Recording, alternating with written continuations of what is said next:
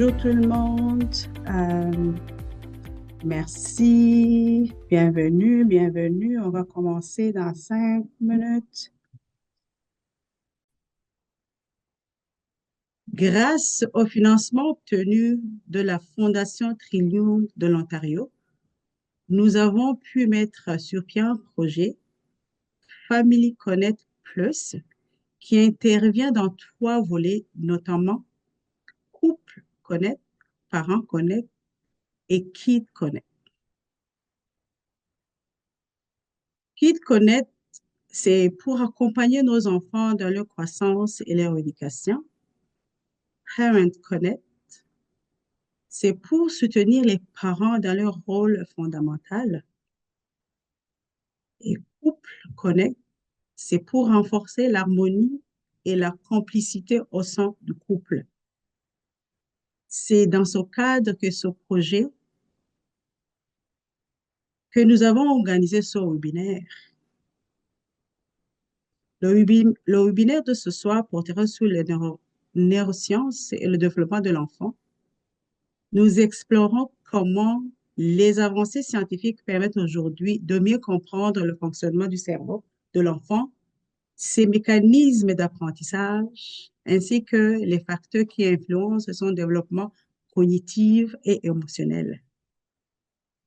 L'objectif est de vous apporter des éléments concrets fondés sur les données fiables afin de renforcer vos compréhensions d'enjeux, des enjeux liés à l'enfance.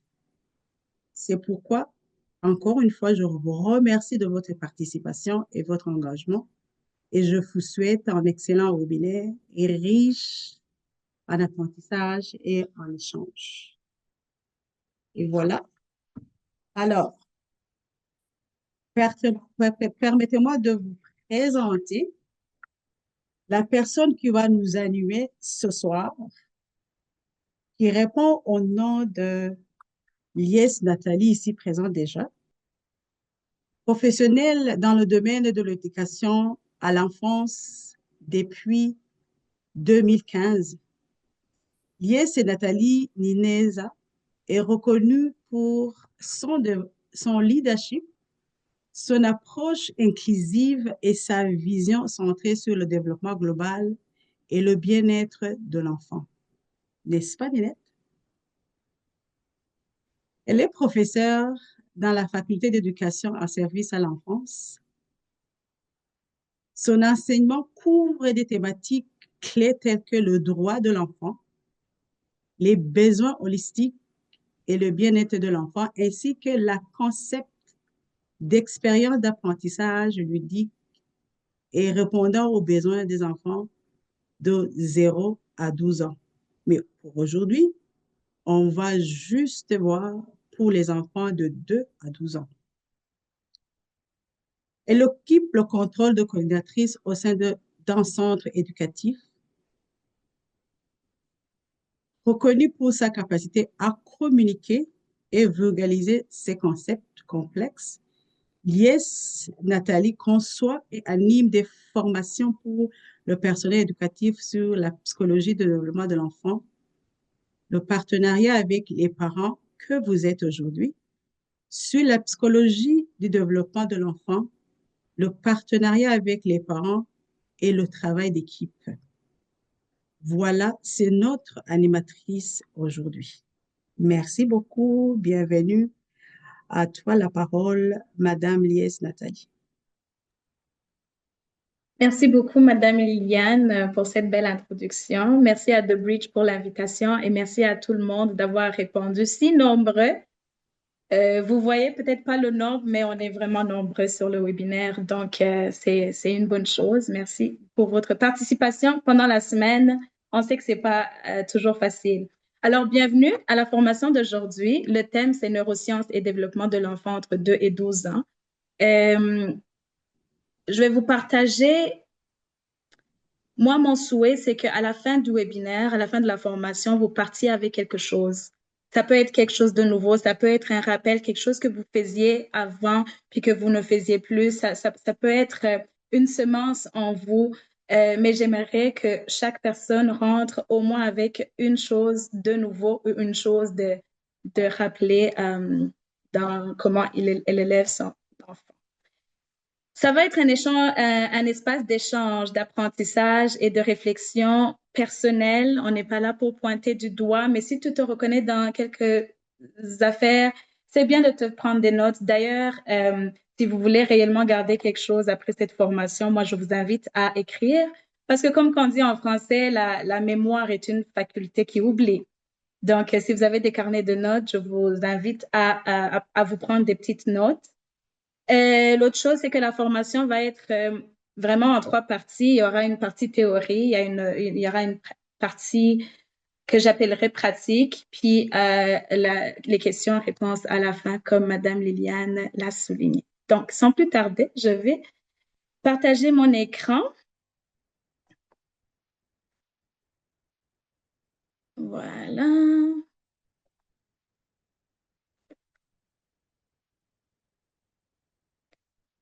2 secondes. Est-ce qu'il y en a qui peuvent me dire s'ils voient mon écran? Parfait. Parfait. Merci. Donc, comme Madame Liliane l'a dit, c'est vraiment, on va se focaliser sur les enfants entre 2 et 12 ans. Donc, parmi vous, il y en a qui ont des 2 ans, il y en a qui ont de 12 ans, il y en a qui sont venus nous supporter, qui ont même des enfants qui ne sont pas dans cette tranche d'âge-là. Mais tout moment d'apprentissage est bon pour nous. Alors, bravo à vous de vous être présentés. Donc, les objectifs d'aujourd'hui, c'est vraiment comprendre les principales étapes de maturation cérébrale entre 2 et 12 ans. Et là, quand on parle de maturation cérébrale, on parle du cerveau. Qu'est-ce qui se passe dans la tête de l'enfant à chaque âge? Quelles sont finalement nos attentes par âge chez les enfants?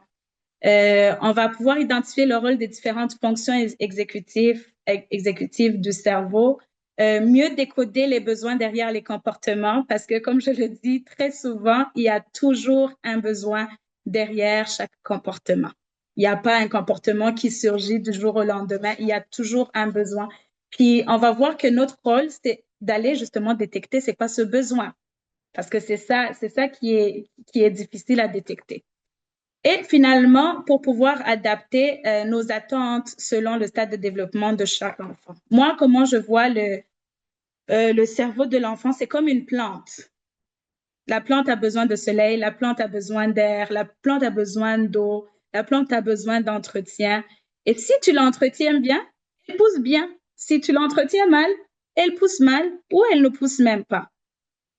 Donc, tout comme une plante, l'enfant, son cerveau et son développement global ont besoin de bienveillance, de temps, de patience et de beaucoup d'amour. Donc, pourquoi parler du cerveau? Tout simplement parce que le cerveau est un organe qui est en construction, en constante construction chez l'enfant et en constante évolution. Comprendre le cerveau de son enfant, c'est changer notre regard et c'est transformer aussi notre façon d'agir. Et il faut aussi comprendre qu'un enfant fait de son mieux avec le cerveau qu'il a en ce moment-là. Donc là, c'est de là que je parlais de bienveillance, c'est de là que je parlais de patience. Il fait de son mieux avec le cerveau qu'il a en ce moment-là. Mais la bonne nouvelle, c'est que c'est un organe qui est en construction. Alors, avant de commencer, on va faire un petit jeu brise-glace. Pour ceux qui me connaissent bien, vous savez que j'adore les jeux. Et j'aimerais que ce soit interactif. Alors, on est nombreux, on ne va pas pouvoir tous ouvrir nos micros, on ne va pas pouvoir tous écrire dans le chat, mais nous allons projeter un petit poll ou peut-être un petit sondage ou un quiz sur l'écran. Je vais nommer quelque chose, je vais dire une phrase et vous allez me dire si c'est un mythe ou si c'est une réalité pour vous, selon votre réalité ou votre vérité. Qu'est-ce que vous pensez? Est-ce que pour vous, c'est un mythe ou pour vous, c'est une réalité? Puis on va partir de là. Alors, la première question, vous aurez 30 secondes de répondre. C'est juste cliquer sur votre écran, cliquer sur mythe ou réalité. On va se donner 30 secondes entre chaque question pour aller vite. Donc, première question. Un enfant de 7 ans est capable de se contrôler s'il le veut vraiment, est-ce que c'est un mythe ou c'est une réalité?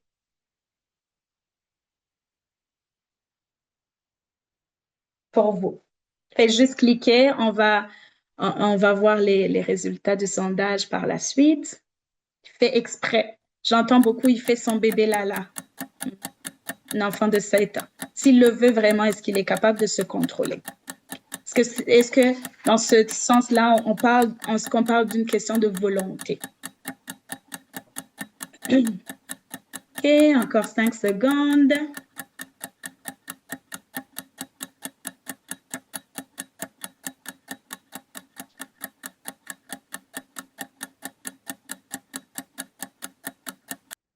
Parfait, on peut voir les résultats.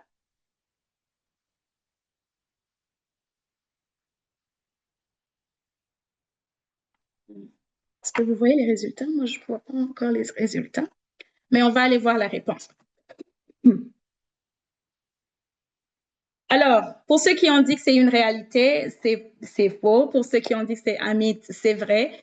On va voir que le contrôle de soi dépend du cerveau, du cortex préfrontal, on va le voir tantôt, qui est encore immature même à l'âge de 7 ans. Alors, accompagner l'enfant vers l'acquisition de cette habileté serait notre rôle. OK, on peut passer à la deuxième question qui dit, je n'ai pas besoin de routine, mon enfant arrive à suivre selon les jours.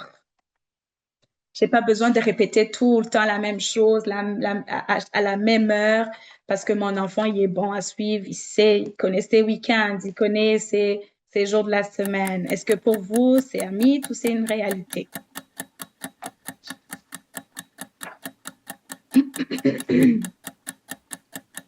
Est-ce que vous pensez que les routines sont nécessaires ou pas nécessaires? Parfait, encore 15 secondes.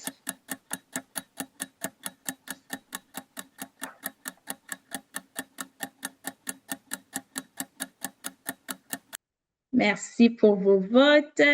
On peut afficher les résultats. Donc, pour ceux qui ont dit que c'est une réalité, c'est un mythe. Chaque enfant a besoin de routines. Puis là, je vais projeter la réponse. Les routines aident le cerveau de l'enfant à se sentir en sécurité. Donc, avoir le souper à la même heure, avoir une routine de dodo à la même heure, de la même façon, ça crée en l'enfant un sentiment de sécurité déjà. Le manque de routine crée chez l'enfant une désorganisation de ses neurones. Et alors, les routines vont venir aider à réduire le stress et faciliter l'organisation mentale. Donc, prochaine question. Punir sévèrement aide l'enfant à mieux apprendre. Est-ce que c'est un mythe ou c'est une réalité? Là encore, vous allez me dire, certains d'entre nous, on a grandi, on a grandi, puis on nous finissait sévèrement, puis maintenant on est des hommes. Mais est-ce que vous pensez que ça aide vraiment l'enfant à mieux apprendre, selon vous, selon votre réalité? J'entends souvent, mon enfant, si je ne crie pas ou si je ne frappe pas, il ne comprend pas.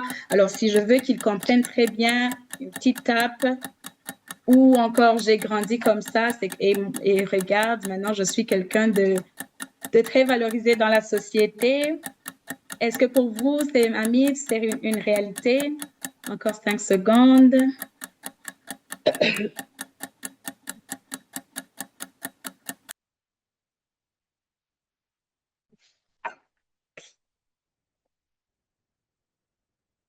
Alors, bien naturellement, c'est un mythe. Le stress bloque les apprentissages et la régulation émotionnelle de l'enfant. Donc, pour ceux qui avaient dit mythe, vous avez tout raison. Pour ceux qui ont dit réalité, on va voir le pourquoi du comment ce n'est pas une réalité. La prochaine question. Mon enfant de 9 ans devrait être capable de parler devant le public car son frère le faisait à cet âge-là. Puis là, tu peux remplacer son frère par moi, son parent, je le faisais à 9 ans, j'étais capable de parler devant le public. ou les enfants de son âge font ci, font ça. Est-ce que vous pensez que l'enfant de 9 ans devrait être capable parce que quelqu'un d'autre fait déjà ça? Donc, mythe ou réalité pour vous?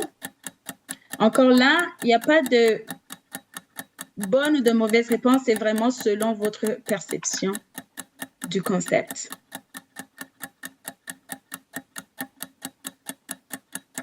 On voit beaucoup de votes qui rentrent. Merci pour votre belle participation. Donc là, et là encore, c'est pas une réalité. Tous les enfants du même âge n'ont pas les mêmes capacités. Donc, tu vas voir 2 enfants de 9 ans qui n'ont pas les mêmes capacités, les mêmes habiletés. Chaque enfant est unique et chaque cerveau se développe à son propre rythme. Un peu comme nous aussi, les adultes, hein? C'est pas parce qu'on a tous les deux 35 ans qu'on a les mêmes habiletés. Donc, il faut vraiment, moi, à chaque fois que je pense à l'enfant, je pense à l'adulte, puis je pense en miniature. Fait que si moi, l'adulte, j'ai pas les mêmes habiletés qu'un adulte du même âge que moi, à bien plus forte raison qu'un enfant de 9 ans n'a pas les mêmes habiletés que son père. Alors, prochaine question qui est peut-être l'avant-dernière. Le jeu est essentiel au développement de l'enfant. Est-ce que pour vous, le jeu est essentiel au développement du cerveau? Pour le cerveau. Là, on parle du cerveau. Puis là, on parle de toutes sortes de jeux. Là, ça peut être des jeux de rôle, ça peut être des jeux de cartes, ça peut être du soccer, du hockey, ça peut être n'importe quoi. Est-ce que l'apprentissage par le jeu, vous y croyez ou c'est un mythe pour vous? Jouer avec vos enfants. Ou est-ce que vous pensez que le jeu, c'est pour les enfants, on ne devrait pas s'investir, c'est plus ou moins une perte de temps? Encore là, c'est votre... Parfait. Parfait. Encore 5 secondes pour ceux qui n'ont pas encore eu la chance de voter.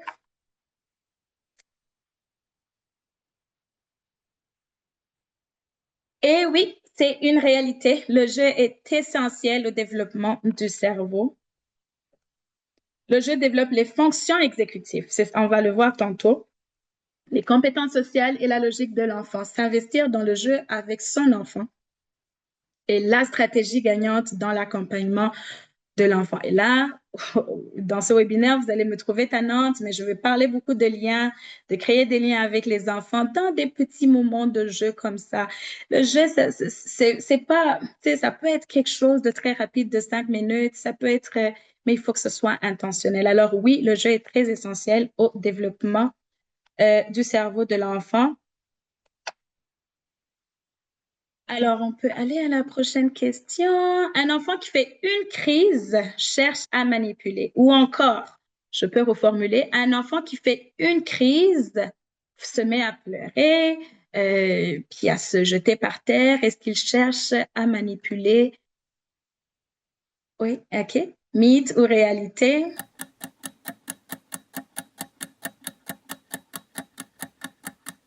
Est-ce qu'un enfant qui fait ça, c'est parce qu'il vous cherche? Hein? Ça, c'est des mots que j'entends dans certains adultes entourant les enfants. Ah, il me cherche celui-là, là. Est-ce qu'il veut te provoquer? Est-ce qu'il veut te manipuler? Ou au contraire, non, je vais vous laisser voter encore 3 secondes. Alors, c'est pas vrai. Il est souvent submergé par ses émotions. C'est un mythe, oui. Il est souvent submergé par ses émotions.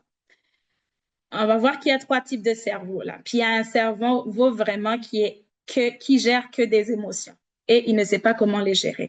Alors, notre rôle, c'est de répondre aux besoins de l'enfant et non l'ignorer. Au contraire, moi, de ce que je vois, si l'enfant te cherche, c'est une bonne chose. Il y a des enfants qui ne cherchent pas d'adultes puis qui vont essayer de s'autosuffire, etc. Mais si l'enfant te cherche, vois-le du bon côté. Il a un besoin, il te cherche pour combler ce besoin. Donc, ça, c'est un mythe. Répéter les consignes est inutile. Je l'ai déjà dit une fois, mon enfant comprend, je n'ai pas besoin de répéter ou de répéter. Est-ce que pour vous, c'est un mythe ou une réalité?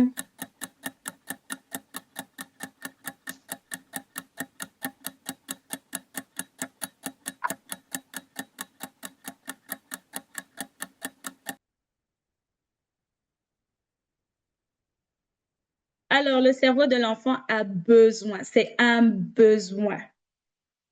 Quand on dit besoin, c'est vraiment, il a besoin, il n'y a pas d'autre, il n'y a pas pensé à gauche, à droite, il a besoin de répétition pour intégrer l'information.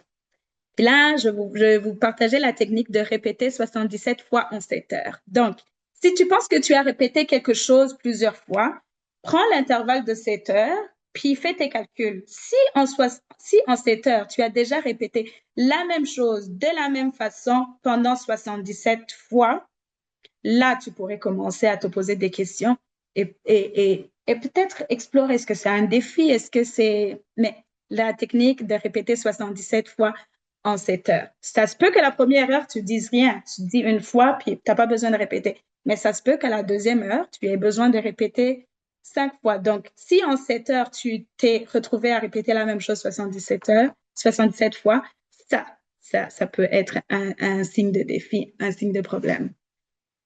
Fait qu'il a besoin de répétition pour intégrer. Et la dernière question, le sommeil est-il crucial pour apprendre?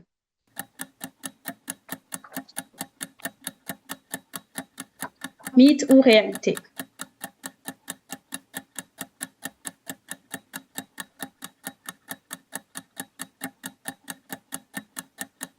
OK, je vois beaucoup de mythes.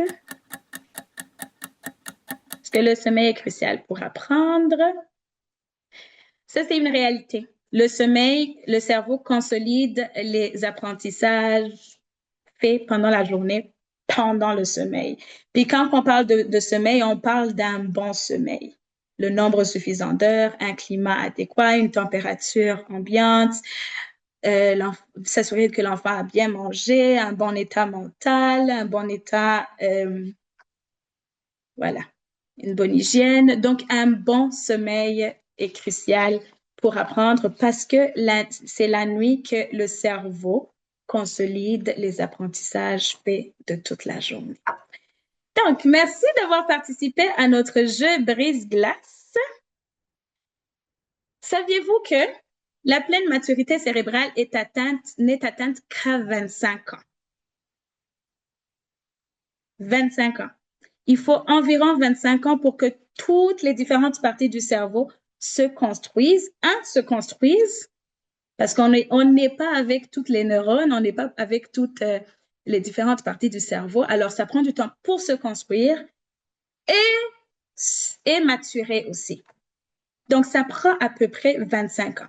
Puis là, moi, je vais vous amener à penser, on est dans quelle tranche d'âge? On est dans 2 et 12 ans. Donc, vous comprenez que vraiment, à un certain moment, il faut ajuster nos attentes à cette réalité-là. Pensez à vous-même avant et après 25 ans et pensez à un enfant de 5 ans qui vous regarde dans les yeux, droit dans les yeux là, et recommence ce que vous venez de lui interdire. Ça arrive-tu? Ça arrive pas. Et pensez aux jeunes de 8 ans qui n'arrivent pas à gérer ses émotions et qui pensent que c'est la fin du monde quand il n'arrive pas à finir son jeu. Combien de crises, parce que là, le mot crise, je le mets entre guillemets, parce que c'est un mot que j'aime pas beaucoup utiliser, mais combien de fois qu'on voit tellement de réactions explosives parce que l'enfant n'a pas fini son casse-tête. Pour lui, c'est la fin du monde, là. Pour lui, c'est pas juste un puzzle, un morceau de puzzle qui manque.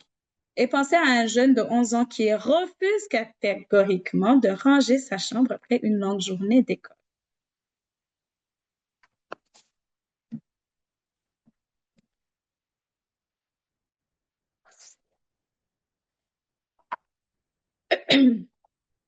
Ici, on va parler du développement global cognitif de l'enfant. Puis là, je vais vous présenter mon psychologue. Je vous ai dit, ça, c'est la partie théorique.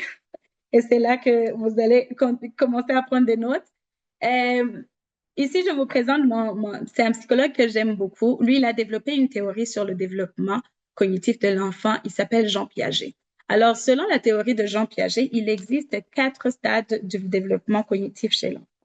On a ce qu'on appelle un stade sensorimoteur. Ça, c'est entre 0 et 12 ans où l'enfant découvre le monde via ses sens. C'est pour ça que vous allez voir les bébés, ils mettent tout dans leur bouche. Tout. Que ce soit un soulier sale, que ce soit une plante, que ce soit du plastique, que ce soit un verre, que ce soit une table, ils vont lucher les tables, ils vont tout mettre dans la bouche parce que c'est comme ça qu'ils découvrent le monde, c'est comme ça qu'ils explorent le monde qui les entoure, c'est via les sens. Ou, mettons, si tu veux captiver l'attention de l'enfant, d'un bébé, tu chantes pour lui. Je vous jure, un bébé, tu chantes pour lui, il est en train de pleurer, tu chantes pour lui, il arrête, il t'écoute parce que si tu veux aller chercher son attention, c'est vraiment au travers de ses sens. Qu'est-ce qu'il entend, qu'est-ce qu'il touche, qu'est-ce qu'il voit. Après, on a ce qu'on appelle un stade préopératoire. Ça, c'est de 2 à 7 ans. C'est là qu'on voit une explosion. J'ai écrit développement, mais c'est vraiment une explosion de langage. Les premiers mots, l'expression, le jeu symbolique, l'imagination. L'enfant est capable de te créer une histoire du début à la fin, puis une histoire vraiment imaginaire. Ils ont des amis imaginaires. Ils peuvent en train de jouer avec une poupée. Ils vont inventer toute une histoire derrière la poupée. Puis c'est ici qu'on voit beaucoup de jeux de rôle, de jeux de faire semblant. Beaucoup de dessins parce ils représentent leur monde en dessinant. Beaucoup de bricolage. C'est vraiment un stade où ils expriment leur propre perception du monde. Et après, on a le stade opératoire concret. Ça, c'est 7 à 11 ans. L'enfant commence à raisonner logiquement des événements concrets. Ici, tu peux lui parler des concepts de la vie réelle. C'est, il est rendu au jeu avec plus de règles à suivre, des expériences scientifiques plus poussées. Puis plus tard, on a le stade opératoire formel qui est la capacité de pensée abstraite, de raisonnement, compréhension de la politique, de la morale et de la justice. Fait qu'ici, les 4 stades te montrent comment, à quel niveau, à quel degré le cerveau est impliqué au fur et à mesure que l'enfant grandit. Et ici, on va parler plus particulièrement du cerveau. Parce que quand on parle, oui, on vient de parler de développement cognitif, mais dans le cognitif, le cerveau est l'organe moteur. On va voir que le cerveau est divisé en 3 parties. OK? Alors, une autre mauvaise perception, une autre perception fausse du cerveau, c'est que le cerveau aide à réfléchir seulement un point, c'est toi, apprendre à réfléchir. Mais il y a 3 niveaux ou 3 parties du cerveau. Il y a ce qu'on appelle un cerveau primitif, lui qui est en charge des fonctions vitales. Donc, on va l'appeler aussi en français courant le cerveau social, de réflexes de survie. Tu sais, mettons même un enfant de 2 ans, quand il va tomber, tu sais, il va essayer de ne pas tomber parce que son cerveau est rendu là. Il sait que quand il va tomber, ça va lui faire mal, puis il va se débattre. Donc, c'est le cerveau qui est en charge des réflexes de survie. Après, puis, tu sais, le 1 va se développer plus vite que le 2, puis le 2 va se développer plus vite que le 3. C'est vraiment comme un schéma. C'est comme une pyramide, en fait. On a le cerveau limbique, lui qui est le cerveau affectif, il est en charge des émotions. Et plus tard, on a le cerveau pensant qui est en charge de la logique, de la réflexion, de la cognition, des apprentissages, euh, ce qu'on appelle aussi le cerveau cognitif. Donc, le cerveau, il est divisé en ces 3 parties. Puis chaque partie se développe, c'est comme le cerveau social, il va se développer avant le cerveau affectif. C'est normal. Donc, si tu me parles d'un enfant mettons, de 4 ans et que tu me parles d'un enfant de 10 ans, les deux ne sont pas les deux n'expriment pas leurs émotions ou ne gèrent pas leurs émotions de la même façon. Parce qu'il y en a un qui n'est pas encore rendu au cerveau limbique, ou les neurones du cerveau limbique n'ont pas encore commencé à se développer dans son cerveau. Puis on va l'élaborer un peu plus. Alors, la plus belle réalité au monde, c'est que le cerveau de l'enfant est une éponge. Une fois que tu comprends que le cerveau de l'enfant est une éponge, tu comprends que comprendre l'enfant, c'est comprendre son cerveau. Mais tu comprends aussi que tout ce que, tu sais, l'éponge, hein, l'éponge, si tu mets de l'eau, l'éponge va absorber de l'eau. Si tu mets du jus, l'éponge va absorber le jus. Si tu mets, je sais pas, n'importe quel liquide, l'éponge va l'absorber. Alors, tout ce que tu donnes à l'enfant, lui, il va l'absorber parce qu'il est comme cette éponge. Je ne sais pas si vous voyez l'image, mais il est comme cette éponge. Il prend tout. Puis vraiment, il est une éponge très, très encore neuve. Donc, il peut prendre toutes les sortes de liquides que tu lui donnes. Maintenant, on va voir que notre rôle à nous, c'est de savoir qu'est-ce qui est dans cette éponge? Est-ce que c'est de l'eau claire? Est-ce que c'est de l'eau de pluie? Est-ce que c'est du jus qui est dans, est-ce que c'est une sauce qui est dans cette éponge? Et finalement, d'aider l'enfant à filtrer toutes les informations qu'il reçoit. Ici aussi, on va parler de deux principaux clés au niveau des neurones, au niveau du cerveau. On va voir ce qu'on appelle la plasticité cérébrale et le cortex préfrontal. Alors, par définition, c'est la capacité du cerveau à se transformer. Le cerveau de l'enfant est extrêmement malléable et se construit en permanence en fonction de ce qu'il vit. On est ensemble. Le cerveau de l'enfant se construit en permanence en fonction de ce qu'il vit. Alors, concrètement, dans le cerveau, il y a des neurones qui créent des connexions entre eux. Plus une expérience est répétée, plus les connexions deviennent fortes et plus l'enfant apprend. Donc, vous comprenez au départ, au début, quand on a dit répétition, répétition, répéter, c'est un besoin. Parce que il y a des neurones qui vont se créer que quand une expérience est répétée. Alors, plus une expérience est répétée, plus les connexions deviennent fortes. Et à l'inverse, les connexions qui ne sont plus utilisées disparaissent progressivement. Donc, le cerveau se structure directement à partir de l'environnement. Et ici, quand on parle d'environnement, on parle de nous, les adultes entourant les enfants. On parle oui, des parents, des tontons, des tantines, des éducatrices, des enseignants à l'école, des coachs de soccer. Alors, la plasticité cérébrale, c'est dans le fond ce schéma. Tout ce que vit l'enfant va construire son cerveau, ce qu'il entend. Quel mot que ton enfant entend le plus souvent? Ce qu'il voit, les interactions avec les adultes, les émotions qu'il ressent, tout laisse une trace. Tout laisse une trace. Alors, vous comprenez qu'on doit être très intentionnel en parlant à nos enfants, en créant des liens avec nos enfants, en interagissant avec nos enfants, parce que chaque mot que je vais sortir de ma bouche va laisser une trace chez cet enfant, dans son cerveau. La trace, elle est laissée directement dans le cerveau. Et rappelez-vous encore, le cerveau est une éponge. Si je prononce des mauvaises paroles à mon enfant, c'est ça qu'il va prendre comme information dans son cerveau. Et finalement, la bonne pratique serait de penser quelle marque je laisse à mon enfant en lui parlant, même dans mes journées difficiles, même quand je suis fatiguée, même quand l'enfant m'énerve au plus haut degré. Quel mot que j'utilise en lui parlant?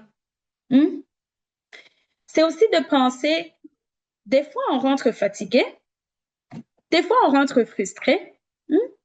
Qu'est-ce qu'il voit? L'enfant qui me voit rentrer fatigué, crier sur tout le monde, frapper tout le monde, lancer des choses, etc., etc. Qu'est-ce que je suis en train de lui apprendre? Parce que apprendre, c'est pas juste s'asseoir avec l'enfant et lui dire, voici mon enfant, qu'est-ce qu'il doit faire? C'est du modélage. Si à chaque fois l'enfant te voit frustré à la fin de la journée, fatigué, tu commences à crier, il va commencer à crier aussi. Parce que c'est ça c'est ça la trace que ça laisse dans son cerveau. Il faut vraiment marcher avec intention, marcher intentionnellement, parce que tout laisse une trace. Et ça, c'est une réalité du cerveau. C'est ça la plasticité cérébrale. C'est toute l'information, tout ce que tu dis, tout ce que l'enfant entend, tout ce qu'il voit va lui donner une perception de ce monde. Alors finalement, le cerveau de l'enfant est donc à la fois une grande opportunité, il peut apprendre énormément, mais aussi une grande vulnérabilité. D'où le rôle, d'où notre rôle. On ne doit pas prendre notre rôle, on doit le prendre au sérieux, on ne doit pas le prendre à la légère. Pensons à nos choix de mots. Est-ce que c'est des mots encourageants? Est-ce que, est-ce que en parlant à ton enfant, c'est juste quand ça ne va pas bien, ou est-ce que tu prends le temps de parler à ton enfant quand ça va? Est-ce que tu prends le temps de souligner les beaux efforts de l'enfant? Parce que ça fait partie de l'apprentissage aussi. L'apprentissage, c'est pas non, tu ne devrais pas faire ça, il faut le faire comme ça. C'est bravo, tu as bien fait ça. Oh, j'aime ta façon de faire ça aussi. Ça va encourager l'enfant. Pensons à notre ton de voix. Encore là, plasticité cérébrale. Si moi, à chaque fois, je viens, je crie, je fais, nanana, je prononce des mauvais mots, c'est ça exactement, c'est ça que l'enfant va faire lui aussi, parce que c'est ça sa réalité, c'est ça sa perception du monde. Tu es sa perception du monde, nous sommes leur perception du monde, nos attitudes face à quelque chose qui ne va pas bien. Tu te décourages, tu laisses, tu fais une 10, tu fais that. L'enfant va voir que, ah, bon, si finalement j'arrive pas à faire mes devoirs, c'est pas grave, j'abandonne seulement, puis c'est la perception de leur monde. Nos expressions verbales et non verbales, nos gestes, tout ceci permet à l'enfant de comprendre le monde qui l'entoure. Puis ici, oui, on va parler de l'enfant jusqu'à 12 ans, mais, mais vraiment pensons, je veux vous amener à ce qu'on soit, parce que c'est ça, c'est la science. Ce qu'ils voient, ce qu'ils vivent directement, filtré, pas de filtrage, tout habite dans leur cerveau. Donc, mon but aujourd'hui, c'est d'être, est-ce qu'on est intentionnel, de vous amener à être intentionnel. Quel monde ton enfant comprend? Est-ce que c'est un monde aimant? Est-ce que c'est un monde stressant? Est-ce que c'est un monde bienveillant? Ou est-ce que c'est un monde de terreur? On connaît beaucoup de familles de là où on vient. Le papa ou la maman rentre, tout le monde va se cacher parce que tellement c'est la terreur.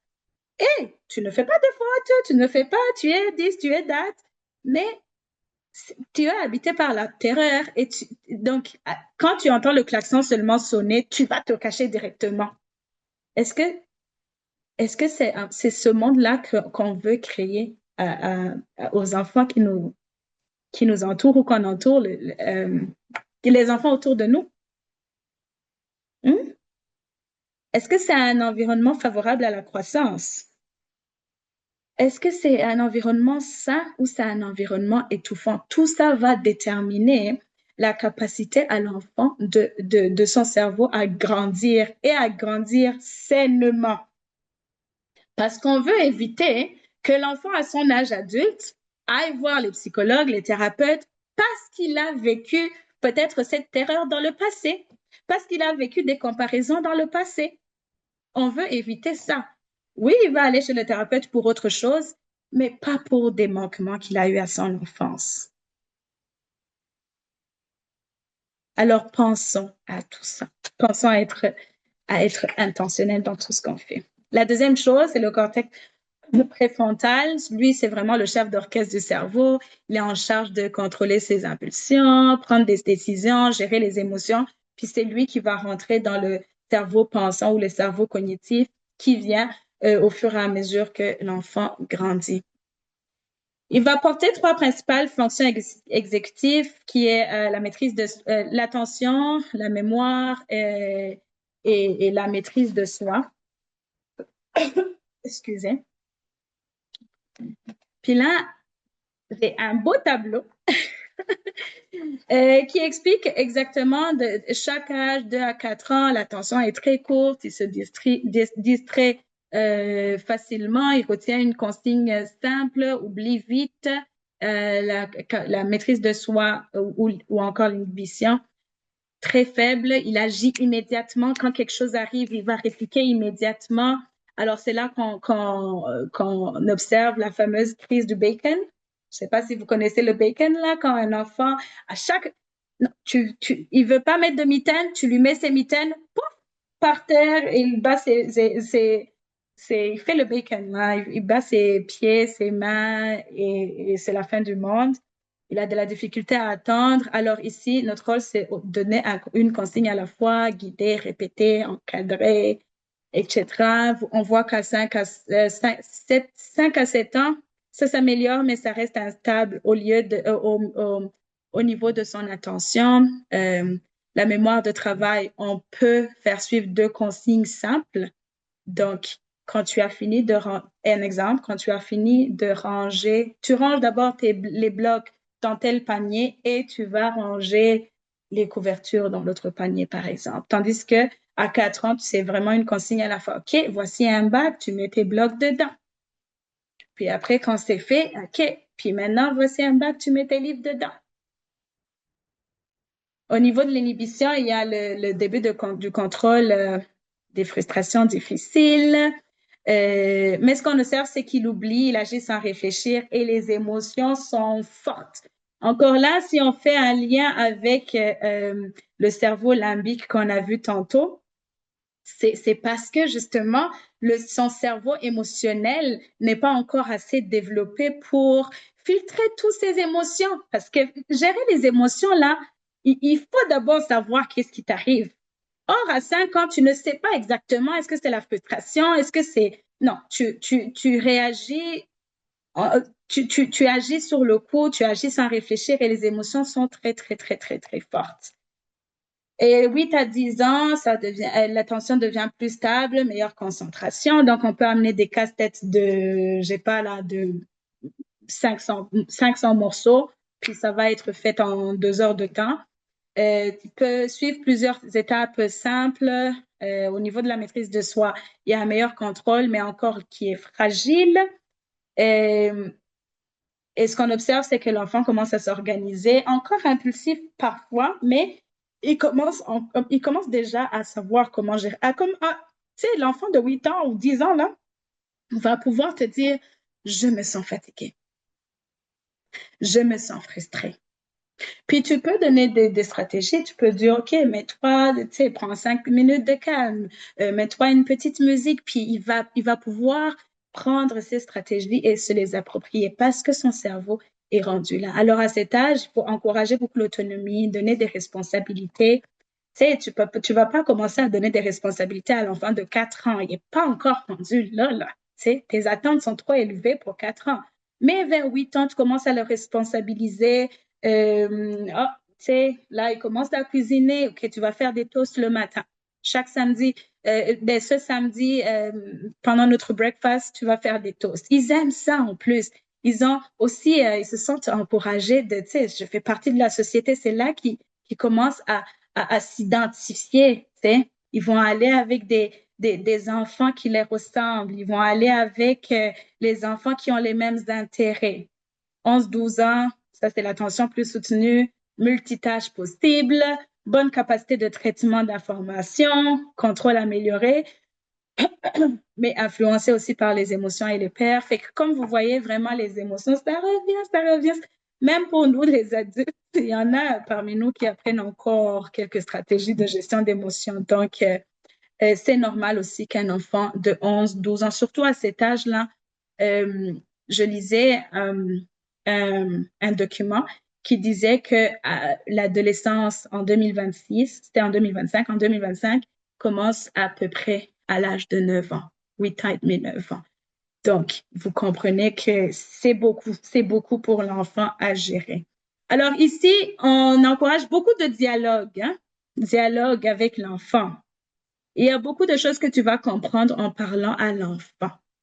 Malheureusement, la réalité est qu'il y a des parents qui ne parlent pas avec leur enfant ou qui ne parlent que pour donner des responsabilités et non vraiment un dialogue de qu'est-ce que tu penses de, tu sais, oui, tu es dans ton club de hockey, mais qu'est-ce qui, tu sais, après son game de hockey, est-ce que tu prends le temps de lui demander comment il se sentait pendant son game?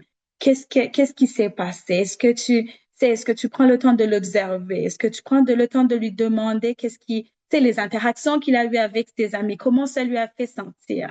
Fait que dialoguer, responsabilité et encadrer avec souplesse. Parce qu'ici encore, si tu amènes un bras de fer, ça ne va pas marcher. Il faut vraiment chercher la collaboration. Donc, finalement, la règle d'or dans l'apprentissage, c'est simple.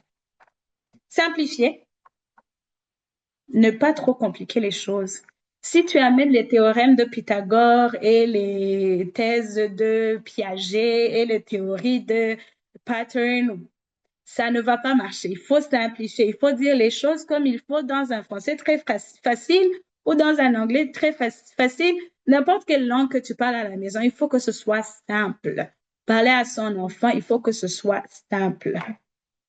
Répéter sans se fâcher. J'ai répétez. Encore là, je vous rappelle, 77 fois en 7 heures. Si tu es arrivé à ce cap-là, de répéter la même chose 77 fois en 7 heures de temps, oui, là, je te donne le droit de commencer à penser qu'il y a vraiment un défi. Accompagner l'enfant, bien naturellement, ça implique observer l'enfant. Regarder comment il réagit. Appuyer l'enfant, l'encourager, puis l'encourager par les mots et les gestes. Est-ce que ça va jusqu'à date? Je peux voir les petites réactions. Hein? Vous pouvez faire un thumbs up ou un petit cœur. Voilà. Bon. Alors, là, je vais vous partager quelques mises en situation et les stratégies pratiques. C'est fini la théorie. Donc, ça se peut que tu te reconnaisses dans certaines mises en situation. Puis là, je vais vous partager quelques stratégies, mais aussi en rapport avec tout ce qu'on vient de voir. Donc, la première, mon enfant ne m'écoute jamais. Je donne constamment des consignes sans aucune réaction de sa part. Est-ce que ça sonne familier chez vous? Ça se peut que non. Mon enfant ne m'écoute jamais.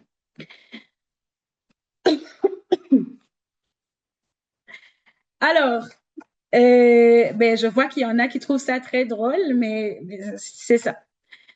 Se mettre à la hauteur de l'enfant et avoir un contact visuel. Si tu as l'impression qu'un enfant ne t'écoute jamais, puis là, j'espère que vous me regardez ou que vous me voyez quelque part dans l'écran, moi, je ne vous vois pas. Mais si tu as l'impression que ton enfant ne t'écoute jamais, moi, je veux t'amener à penser à comment toi, tu lui parles. Comment tu parles à cet enfant-là? Est-ce que tu le parles à des milliers de kilomètres en criant son nom? Hey, non, fais ça. Moi-même, en tant qu'adulte, si tu me fais ça, tu me parles de là-bas et je ne vais pas écouter. Mais on dirait que mon oui n'arrive même pas vers là. Mais est-ce que tu prends le temps de te mettre à sa hauteur, surtout pour lui dire quelque chose de sérieux, là, et d'avoir un contact visuel avec l'enfant? Essaye ça. Mets-toi à sa hauteur, avoir un contact visuel. Donner une consigne à la fois, puis deux, etc. Parce que des fois, c'est pas que l'enfant n'écoute pas, l'enfant ne comprend même pas ce que tu veux dire. Alors, commence par donner une consigne à la fois. Après, toi, tu connais vous connaissez vos enfants, chaque personne connaît son enfant. Tu sais que, oh, lui, là, il faut que non seulement je donne la consigne, non seulement je vais répéter, mais il faut que je sois à côté de lui quand il fait ça et ça. Alors, commencez à donner une consigne à la fois, puis deux. Lui faire répéter après ta consigne pour s'assurer qu'il a bien compris. Et pour les plus jeunes, modeler. Vraiment faire du modélage. Des fois, on demande à l'enfant de faire quelque chose, puis tu as beau expliquer, tu as beau, moi, je veux que tu ranges ça, je veux que tu, après le jeu, je veux que tu fasses ça et ça. Mais si tu ne lui montres pas toi-même, il y a un panier de Lego. Tu mets tes Lego ici, tu ranges avec lui. Tu as fini ta pâte à modeler, tu mets en boule, tu mets dans un Ziploc et tu le fais avec lui. Tu as beau donner tous ces consignes-là, tu vas revenir le lendemain. La pâte à modeler va être toute sèche sur la table parce qu'il ne sait pas. Tu as donné 50 000 consignes. Fait que des fois, ça prend aussi un modélage. Parce que rappelez-vous, on a vu, l'attention est encore limitée. La mémoire de travail est encore faible. Alors, il y a des fois, ça se peut que l'enfant n'a pas retenu l'information. Donc, tu te mets à sa hauteur, tu l'aides, tu modèles, tu lui fais répéter ce que tu as bien compris. Qu'est-ce que tu as compris de ce que je viens de te dire? Et là, tu essayes une consigne à la fois, puis deux, puis etc. Est-ce qu'on est ensemble? La prochaine. Je dois répéter 10 fois avant que mon enfant range ses jouets ou ses effets personnels. Donc, lundi en revenant du travail, de l'école ou de la garderie, je dis, tu dois mettre tes souliers là-bas, les habits sales là-bas, les nanana. Et tu as l'impression de répéter 10 fois avant que cet enfant comprenne que quand il a fini de ranger, il doit ranger, de jouer, il doit ranger ses jouets. Quand il a fini de, je sais pas, quand il vient de rentrer, il doit mettre ses souliers là-bas, Et là, entre parenthèses, même les adultes, il faut des fois répéter. Non, le linge sale se met ici, le linge blanc, ça c'est entre parenthèses. Mais si tu as l'impression que tu dois répéter 10 fois avant que ton enfant, mettons, range ses jouets ou ses effets personnels, pense à une des stratégies, c'est diviser la tâche en petites étapes. J'ai parlé des bacs, des Legos. Au lieu de dire à l'enfant, va ranger dans ta salle de jeu, va ranger ta salle de jeu, au lieu de toujours donner la même consigne, ben, ce serait plus simple de dire, OK, Lies va prendre tes Legos et mets-les dans le bac jaune, par exemple. Quand il a fini, et les poupées, tu les mets dans la boîte, je ne sais pas, dans le panier, je ne sais pas. Une autre stratégie, c'est de transformer la consigne en jeu. Tout simplement. OK, 5 minutes. On va ranger les Legos. 5 minutes. Ou moi, je connais une famille, puis j'ai trouvé ça très cute. À l'entrée, ils avaient comme un timer, hein, comment on dit un timer? Un chronomètre. Voilà. Ils avaient comme un chronomètre, puis c'était un jeu. Quand ces trois garçons rentraient, il fallait que, tu sais, ils avaient 5 minutes de tout ranger. Le chapeau, à part, le chapeau, mitaine, tuque, dans un panier. En rentrant à la maison, là, manteau sur un porte-manteau, les bottes rangées là. Puis c'était devenu un jeu tellement que ils rentraient à la maison, ils regardaient le timer, ils avaient 5 minutes et c'était un jeu de oh, c'était moi le premier aujourd'hui. Tu peux le faire dans un jeu. Une autre stratégie, c'est de l'encourager quand il le fait bien. Je ne vais pas le dire assez, mais si un enfant, tu interviens juste quand ça ne va pas, hein, il va finir par penser que vraiment, il n'y a rien qui va avec lui. Puis c'est là qu'on va se retrouver avec, finalement, le cerveau cognitif n'est pas fonctionnel parce que il y a déjà une base de il n'y a rien que je fais de bien. Tout ce que je reçois comme parole, c'est négatif, c'est négatif. Alors, l'encourager quand il fait bien, ça va l'encourager à finalement ranger ses choses après. La prochaine fois, va dire, OK, papa m'a encouragé. Tu sais, je vois qu'est-ce que ça crée en papa. Papa est fier de moi quand je range les Legos. Alors, je vais ranger les Legos pour aller chercher la fierté de papa. Vraiment, les comparaisons et puis les paroles les négatives sont comme des mauvaises herbes. Puis les mauvaises herbes, est-ce que vous connaissez les mauvaises herbes? Hein? Là, on va commencer à voir les pissenlits partout. Ça pousse tellement vite, les mauvaises herbes. Ça pousse tellement vite. Mais essaie de planter une rose. Ça va prendre du temps et du temps et du temps et du soin et de... Non. Donc, finalement, les mauvaises herbes, les mauvais mots, les découragements, tout ce qu'on dit de négatif, va s'installer directement dans le cerveau de l'enfant. Comme les mauvaises herbes, ça pousse très, très vite. Alors, vraiment encourager les enfants quand ils font bien ça et modeler. Manque ici, manque do. Tu peux pas demander à ton enfant de ranger ses effets personnels si toi, tes effets ne sont pas rangés, par exemple. Ne me demande pas de ranger mon manteau si ton manteau n'est pas... Si tous tes habits sont par terre. Mon Dieu, à combien plus forte raison que les miens vont être par terre aussi? Hmm? Ils nous imitent, hein? Ils nous imitent. Si tu me dis, tu dis à l'enfant, tu dois laver, tu dois desservir. T'as ton assiette, je ne veux pas voir ton assiette après que tu aies fini de manger. Il faut que ton assiette soit dans le sink. Et toi, tu laisses ton assiette là. Qu'est-ce qui va se passer? Je vous ai dit, la plasticité cérébrale. L'enfant regarde d'abord. Après ce que tu le dis, c'est vraiment en deuxième lieu. Mais il regarde d'abord. Il va commencer à faire ce que tu fais, ce qu'il voit.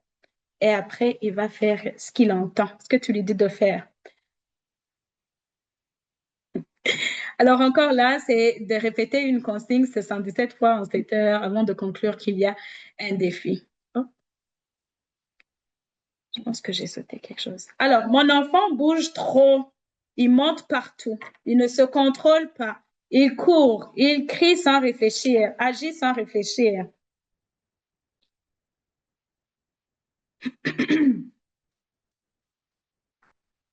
Est-ce qu'il y en a quelques-uns qui se reconnaissent?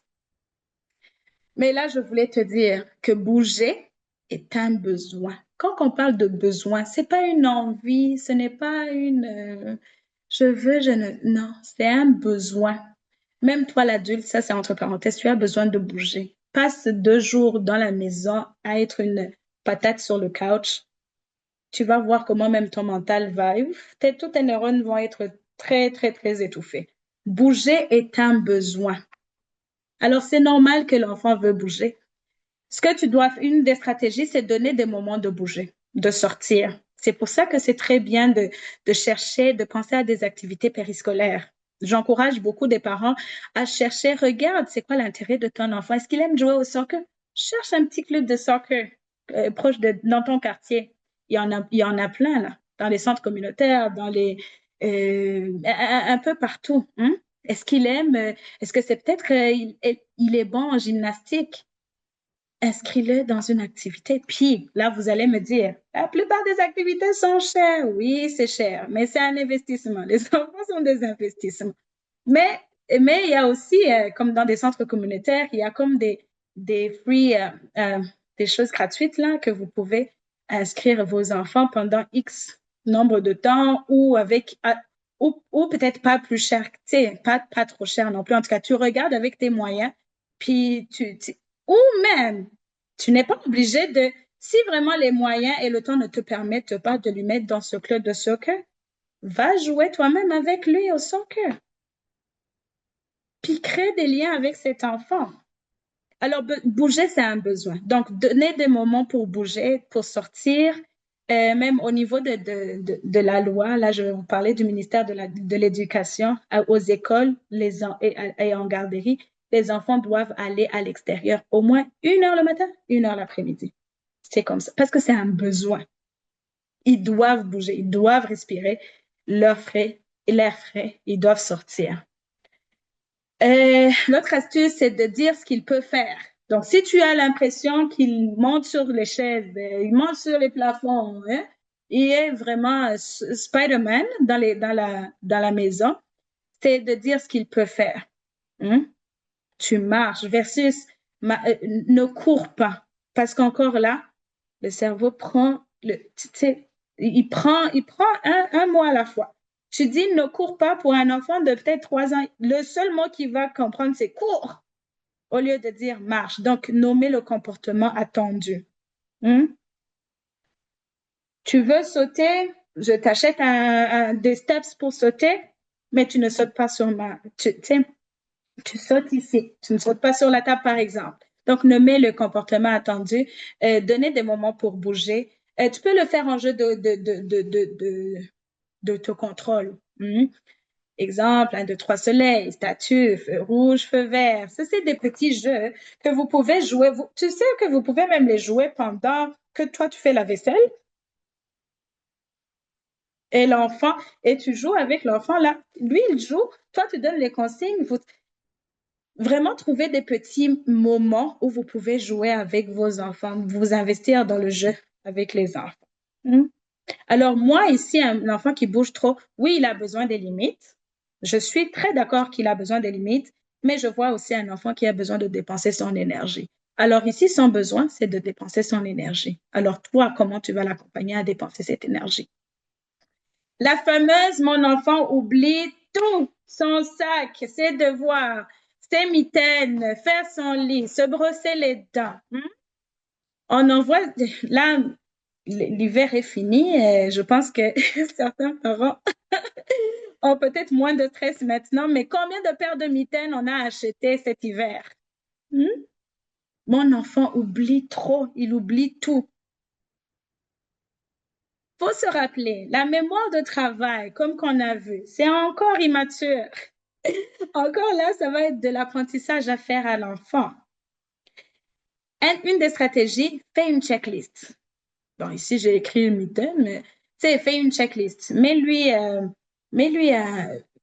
vraiment aller jusqu'à mettre, mettons, là, je vais vous donner un exemple de justement une maman que son fils perd, elle achetait des mitaines vraiment sans exagérer, au moins une paire par semaine. Alors là, son fils était en jardin, donc 5 ans, vers 6 ans, là. Elle lui a fait une checklist. Elle a écrit mitaine avec un petit carré, mitaine, parce qu'il y a des enfants qui sont vraiment visuels. Hein? Mitaine, chapeau, tuque, voyons, cache-cou, bottes, manteau. Elle a écrit ça sur un bout de papier, elle a plastifié, elle a collé sur le sac de son enfant. Ça a aidé son enfant à regarder à chaque fois, OK, est-ce que j'ai mes mitaines? Check. Est-ce que j'ai ma tuque? Check. Parce qu'il y a des enfants qui vont vraiment sortir, même dans les mois 50. Si tu ne leur rappelles pas de mettre leur chapeau, ils vont sortir sans chapeau. Donc, encore là, c'est beaucoup de répétitions. À chaque matin, est-ce que vous vérifiez ensemble s'il a tout? Est-ce que quand tu vas le chercher peut-être à la garderie, est-ce que tu vérifies avec lui s'il a tout? Oui, vous vérifiez ensemble au début, puis tu le responsabilises par la suite. Et s'il a besoin d'aide dans ça, tu fais ta checklist. Tu la responsabilises. Une routine doit être répétée à chaque jour. Associer peut-être ce que tu lui demandes à un moment précis. Donc, c'est quand que tu vas vérifier ta checklist? C'est avant de quitter ton casier. Assure-toi de, par exemple. Faut vraiment, rappelez-vous, simplifier. Faut que ce soit simple. Même quand nous, on pense que c'est nounoun, il faut que ce soit très clair comme de l'eau d'eau. Avant de quitter ton casier, assure-toi de. D'ailleurs, pour certains adultes, il faut faire comme ça aussi. Alors, à combien plus forte raison pour les enfants qu'on ne fait pas ça? Encore là, le responsabiliser, et souligner les beaux efforts. Parce que, encore là, ça crée une confiance en lui.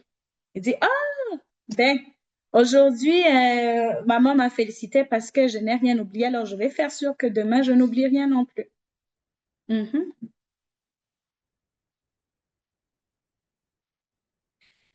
Alors, mon enfant ne fait pas ses devoirs, il ne fait pas ses tâches, il évite, il procrastine ou il abandonne. Ça arrive souvent et ça va arriver chez nos jeunes de 9 ans, 10 ans. Ici, c'est vraiment l'aider à diviser les tâches en à diviser la tâche en petites tâches, en petites étapes, OK? Parce que ce qui arrive aussi, c'est qu'ils ont une surcharge cognitive. Ça arrive qu'un enfant ait une surcharge cognitive. Offre-lui des pauses plus courtes. En tout cas, je ne sais pas si ça va réveiller quelques souvenirs en vous, mais il y a dans le passé très passé, hein, il y avait un adulte qui était en haut de toi, toi tu étais assis. Oh, vraiment, la terreur quand tu faisais tes devoirs. Hmm? Le stress, tout le stress là quand tu faisais tes devoirs. Fais-le vite, fais-le. Hein? Il faut plus faire ça. Vraiment, avec nos enfants, on doit être bienveillant et très, très, très, très, très patient. Offre des pauses plus courtes. Apporte ton aide. Peut-être que l'enfant a vraiment besoin d'une aide pédagogique, hein? L'enfant ne fait pas semblant, là. Oui, tu lui as enseigné que 2 fois 2 égale 4, hein? Mais si après tu dis 2 pommes fois 2 pommes, juste parce que tu as ajouté le mot pomme, pour lui, c'est oh, bon, c'est devenu autre chose. C'est un apprentissage à faire. Créer une routine fixe et simple, peut-être une plus petite journée. Je conçois très mal un enfant qui, là, et je comprends, les réalités de vie sont différentes, mais l'enfant qui est à l'école, à la garderie avant école, à 7 heures du matin, il va à l'école. À 14h30, il va au service de garde jusqu'à 18 heures. Et il va. Donc, pendant 11 heures de temps, l'enfant était routine après routine, routine après routine. Là, il arrive à la maison pour décontracter et là, il doit faire les devoirs. C'est beaucoup. Il y a une surcharge cognitive aussi chez les enfants. Est-ce qu'il y a moyen d'offrir des plus petites journées chez l'enfant? Est-ce qu'il y a moyen de commencer avec lui son devoir ou ses tâches et normaliser l'erreur? Ne nommez pas les enfants après leurs erreurs. L'erreur est humaine. S'il n'a pas réussi à dire 2 pommes fois 2 pommes égale 4 pommes, c'est correct. Tu lui apprends et tu l'encourages de recommencer. Il faut éviter que les tâches soient stressantes. Parce qu'une fois que ça devient stressante, une fois que on dirait que, mon Dieu, si je trouve pas ça, je suis 10, je suis date. Tout ceci avec une poignée de patience. Il faut qu'il éprouve du plaisir à remplir ses tâches. Et il faut que tu l'aides. Une petite question de réflexion personnelle. Quelle place accordes-tu à l'encouragement dans ton environnement? Vraiment, je veux même pas que vous répondez ici. Mais si tu as une note, un carnet de notes, écris-toi ça. Puis c'est des questions de réflexion personnelle. Quelle place accordes-tu à l'encouragement dans ton environnement? Tu sais, il y a des adultes qui ne croient même pas en l'encouragement. Mais on vient de voir tout ce que l'encouragement fait dans le cerveau de l'enfant. Alors, pense à quelle place tu accordes à l'encouragement dans ton environnement familial. As-tu tendance à porter davantage ton attention sur les comportements négatifs que sur les comportements positifs? Ça se peut. Comment qualifierais-tu ton vocabulaire auprès de tes enfants? Et dans quelle mesure es-tu conscient de l'impact de tes mots sur le cerveau de l'enfant? Ici, j'ai écrit en lien avec le système d'activation réticulaire. Le système d'activation réticulaire, c'est la capacité du cerveau que le cerveau a de filtrer les bonnes informations et les informations importantes et celles qui ne sont pas importantes. Hein? Par exemple, toute la journée, on vit beaucoup de choses, mais arrivé à la maison, on se rappelle juste de le cerveau filtre qu'est-ce qui était important. Donc, quitte à ce que quand quelqu'un te demande c'était comment ta journée, il y a exactement ce que tu vas nommer et ce que tu vas oublier de nommer. Parce que pour toi, le cerveau n'a pas retenu ça. Alors, comment le système d'activation réticulaire est activé? C'est par les mots que tu entends chez l'enfant. Si l'enfant entend tout le temps tu es capable, il va croire vraiment qu'il est capable. Et tout ce qu'il va faire, il va le faire en fonction de cette habileté de capacité qu'il a, directement. Si l'enfant entend tout le temps tu dois être comme tel, il ne va jamais prendre confiance en lui, jamais. Au contraire, Il va toujours vous regarder l'enfant avec qui il se fait comparer, même si ça arrive une fois, deux fois, trois fois. Il va toujours avoir tendance à regarder l'autre enfant à côté de lui et faire ce qu'il... Donc, même si l'enfant a de belles capacités, il ne va pas les mettre parce que tu as déjà mis cette barrière de tu dois être comme tel. Or, chaque enfant est unique. Chaque personne est unique. Chaque personne a ses propres habiletés. Moi, j'ai mes habiletés, toi, tu as tes habiletés. Donc, en lien avec le système d'activation réticulaire, nos paroles orientent l'attention de l'enfant et influencent ce qu'il perçoit et ce qu'il intègre. C'est bon, je ne vais pas me faire jeter des pierres. Je vois beaucoup de cœurs. Une dernière, mon enfant fait une crise pour rien ou explose pour des petites frustrations. Là encore, on l'a vu. Une des stratégies, c'est le ramener au calme et l'aider à nommer l'émotion. Tu es fâché, tu es frustré, je comprends que. Hein? Et non pas seulement, arrête de faire ça. Pourquoi tu fais ça? C'est juste un casse-tête, monde. C'est pas la base. Il faut le ramener au calme et l'aider à nommer l'émotion. Et quand on parle de corrégulation, si un enfant explose déjà et que toi, tu exploses, il va y avoir double explosion. Alors, au contraire, si l'enfant explose et que toi, tu restes calme, tu amènes cette atmosphère de calme, qu'est-ce qui va se passer? Le calme va remporter. L'enfant va aller te suivre. L'enfant, il crie. Toi, tu cries aussi. Qu'est-ce qui va se passer? Ça va crier. L'enfant crie, toi, tu baisses ta voix. Je comprends, tu es frustré. Ça va le ramener au calme. Vraiment, il ne faut pas dismiss les émotions parce que les émotions sont réelles.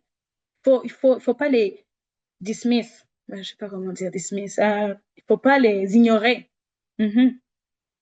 Attendre que l'émotion descende avant d'expliquer. Tu ne peux pas. Il est dans le feu de l'action et toi, tu expliques, tu, tu es en train d'expliquer. Non, mais c'est pas la fin du monde. Même si tu es le plus calme possible. Non, mais écoute, ce n'est pas la fin du monde, ma chérie. Non, non, non. Pendant qu'il est là, il y a personne qui va écouter personne. Donc, donne le temps à l'émotion de descendre avant de t'expliquer. Offrir des choix simples, voir le besoin caché derrière ceci. Puis là, tantôt, on va voir aussi les besoins sur les comportements, voir le besoin caché derrière, offrir des choix simples, l'inviter aussi à trouver des solutions avec lui pour la prochaine fois. Mais vous comprenez qu'il faut établir déjà le calme, attendre que ça descende et que là, commencer à parler et nommer l'émotion parce que tu ne peux pas te battre avec quelque chose que tu ne connais pas. Mais soyez rassurés, vers 8 ans, il développe un répertoire émotionnel. Vers 8 ans.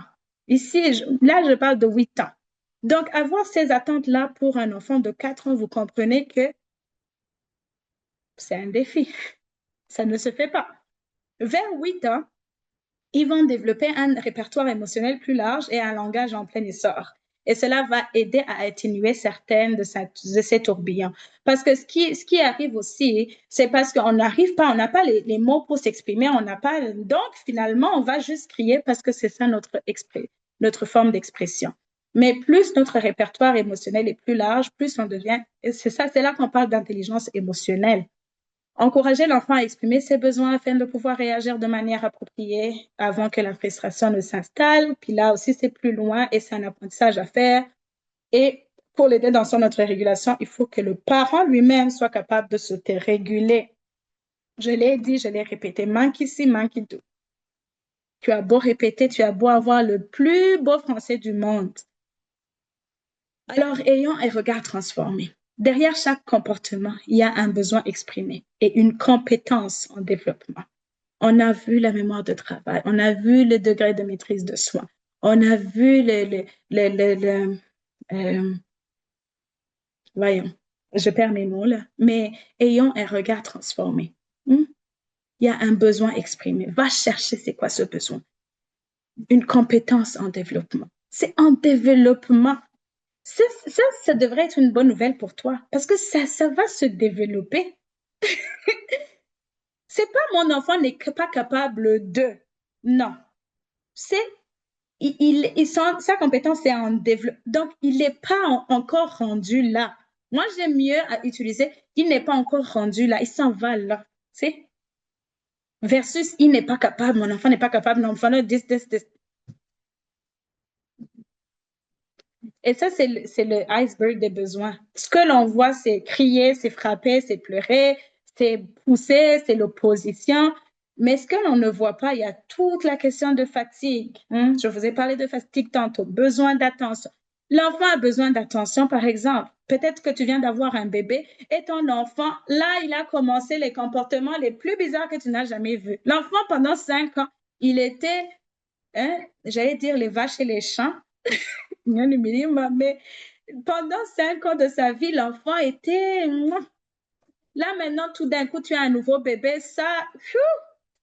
Peut-être même qu'il retourne en couche, peut-être qu'il commence à mordre, peut-être qu'il... Tout ça, là. C'est parce qu'il a un besoin. Il a besoin d'attention, un inconfort physique, hein? Une réponse à un besoin de base. Hein? L'enfant qui a faim. Même les adultes.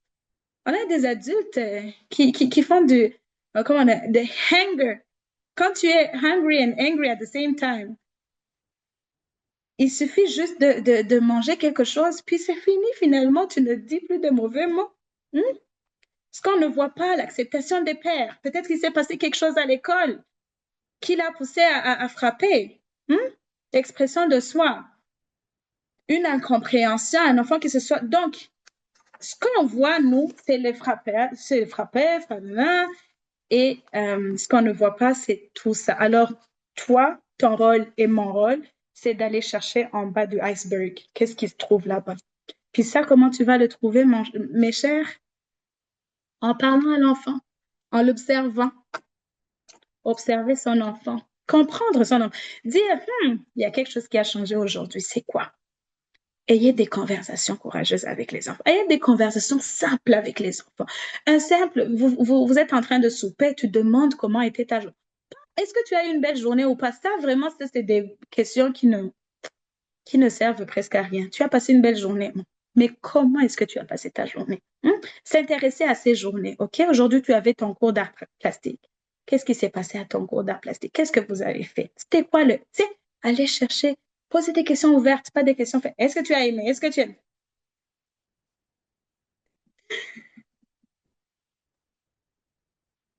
Alors, les facteurs ici, en finissant, je voulais vous partager, mais c'est aussi un résumé des facteurs de protection du cerveau et le rôle du parent. On a parlé des relations bienveillantes. Agir tout le temps avec bienveillance avec ses enfants, vraiment. Même quand ça ne va pas, même quand nous, ça ne nous tente pas, même quand l'enfant ne doit pas voir, ne doit pas savoir que tu as des dettes ici et là. L'enfant ne doit pas savoir que tu t'es chicané au travail ou que c'est vraiment protéger l'enfance, l'innocence de ces enfants. C'est sûr, il y a des conversations que tu vas commencer à avoir quand ils vont être plus jeunes, pas plus jeunes, plus âgés, par exemple. Donc, les relations bienveillantes. Est-ce que tu es là? Est-ce que tu crées des relations, des liens avec ces enfants? Est-ce que vous parlez? Est-ce que tu joues? Le jeu est un moteur d'apprentissage. Il y a beaucoup d'apprentissage que tu peux faire dans le jeu. Est-ce que tu prends le temps de jouer? En tout cas, comme moi, un des plus beaux souvenirs que j'ai encore dans mon cerveau, c'est les journées où on était tous à la maison et on jouait avec les parents. Je peux peut-être pas me rappeler des habits qu'ils m'ont achetés ou de la voiture dans laquelle ils me conduisaient ou de qu'est-ce qu'on mangeait ou whatever, mais je me rappelle tout le temps de comment ça me faisait sentir quand ils jouaient avec nous. Un environnement sécuritaire répondant à ses besoins, l'accompagnement dans le développement de l'autorégulation. Puis ça aussi, comme on a vu, ça vient d'abord de nous. Tu ne peux pas t'attendre à un enfant calme si toi-même tu n'es pas calme. Donc, quand j'entends certains parents qui me disent, yo, il frappe tellement. Non, à la garderie, on me dit, il frappe, il frappe, il frappe, il frappe, il ne fait que frapper toute la journée. Et toi, il arrive à la maison, tu frappes, tu frappes, tu frappes, tu frappes. C'est tout ce que l'enfant a, c'est. Hein? L'enfant va savoir, si je fais quelque chose, je frappe. Si on ne m'écoute pas, je frappe. Si je viens, je frappe. Et finalement, par conséquent, tout ce qu'il va faire là-bas, c'est frapper, frapper, frapper. Création des liens sociaux par intérêt. Et c'est là que j'ai parlé du soccer, du hockey. Il veut jouer, il veut faire de la danse. Même là, dans les liens sociaux par les pairs, là, il faut l'exposer aux enfants de son âge. Hein. Éviter la comparaison et être un modèle. En conclusion, gardez en tête que les enfants ont un cerveau immature et que les adultes qui gravitent autour d'eux jouent un grand rôle dans le développement de celui-ci. Ici, j'ai mis les adultes, c'est nous, c'est les parents, hein? C'est les tantines, c'est les oncles. Mais aussi quand vous choisissez où vous envoyez vos enfants hein? Dans des camps d'été. Là, les camps d'été viennent c'est bientôt les camps d'été. Vous aurez à choisir quelle sorte de camp d'été. Est-ce que tu vas dans un camp sportif? Est-ce que tu vas dans un camp d'art? Est-ce que tu choisissez bien l'environnement selon qu'est-ce que vos enfants aiment et make sure que tous les adultes qui gravitent autour d'eux, ils sont des adultes bienveillants. Hein? Si tu veux envoyer ton enfant disons, dans un club de hockey, va visiter regarde, toi, qu'est-ce que toi tu sens en tant que parent d'abord? C'est pas juste les envoyer. Il faut être intentionnel même en les envoyant en activité. Hein? Prends le temps d'aller voir qu'est-ce qui se passe là-bas, qu'est-ce que toi tu ressens. Hein?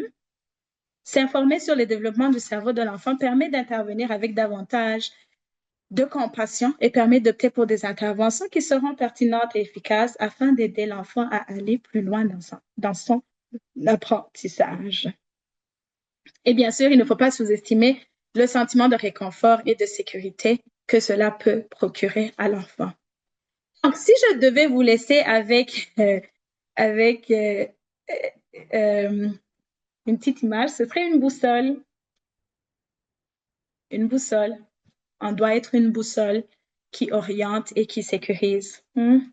Quand tu as une boussole, tu ne peux pas te perdre. Alors, quand l'enfant t'a, toi, comme boussole, il ne va pas se perdre parce que tu vas l'orienter et tu vas le sécuriser. Quand tu as une boussole ou un GPS, là, j'ai utilisé boussole parce que on dirait que ma tête est toujours chez les bateaux, etc.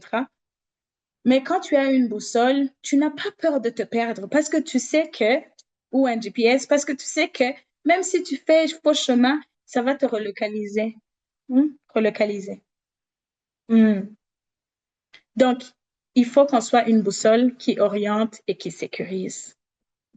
Cependant, chaque enfant évolue à son propre rythme, avec ses forces, avec ses défis, ses accélérations et parfois ses retours en arrière. Le développement est unique et est influencé par l'environnement, les relations, les expériences vécues et la personnalité lui-même de l'enfant. Alors, apprenez à connaître vos enfants. Comme j'ai dit, les relations bienveillantes, si tu n'as pas de relation, si tu ne crées pas de lien avec l'enfant, tu ne sauras même pas c'est quoi sa personnalité. Tu vas voir l'enfant selon ce que toi, tu t'imagines que l'enfant, selon ce que toi, les désirs de ton cœur, mais pas la réalité vraiment. Donc, prends le temps de connaître ton enfant. Qu'est-ce que ton enfant aime? Qu'est-ce que ton enfant n'aime pas? Aujourd'hui, si je suis pour te demander, donne-moi 3 forces, 3 défis de ton enfant, est-ce que tu serais capable de me les dire sans hésiter? Si je venais à te demander, quelle est l'activité que ton enfant ferait à l'année longue, par exemple? Est-ce que tu serais capable de me le dire sans hésiter? Reprenez-le. Tu sais, soyez intentionnel. Il n'est pas linéaire. Le développement n'est pas linéaire. Un enfant peut progresser rapidement dans un domaine et avoir besoin de plus de temps dans un autre, et cela est normal. Et donc, accompagner le développement serait de respecter le rythme, soutenir le potentiel et croire profondément en la capacité de chaque enfant à grandir. Je vous ai mis quelques ressources ici et c'est la fin du module. Si vous avez des questions, c'est le moment.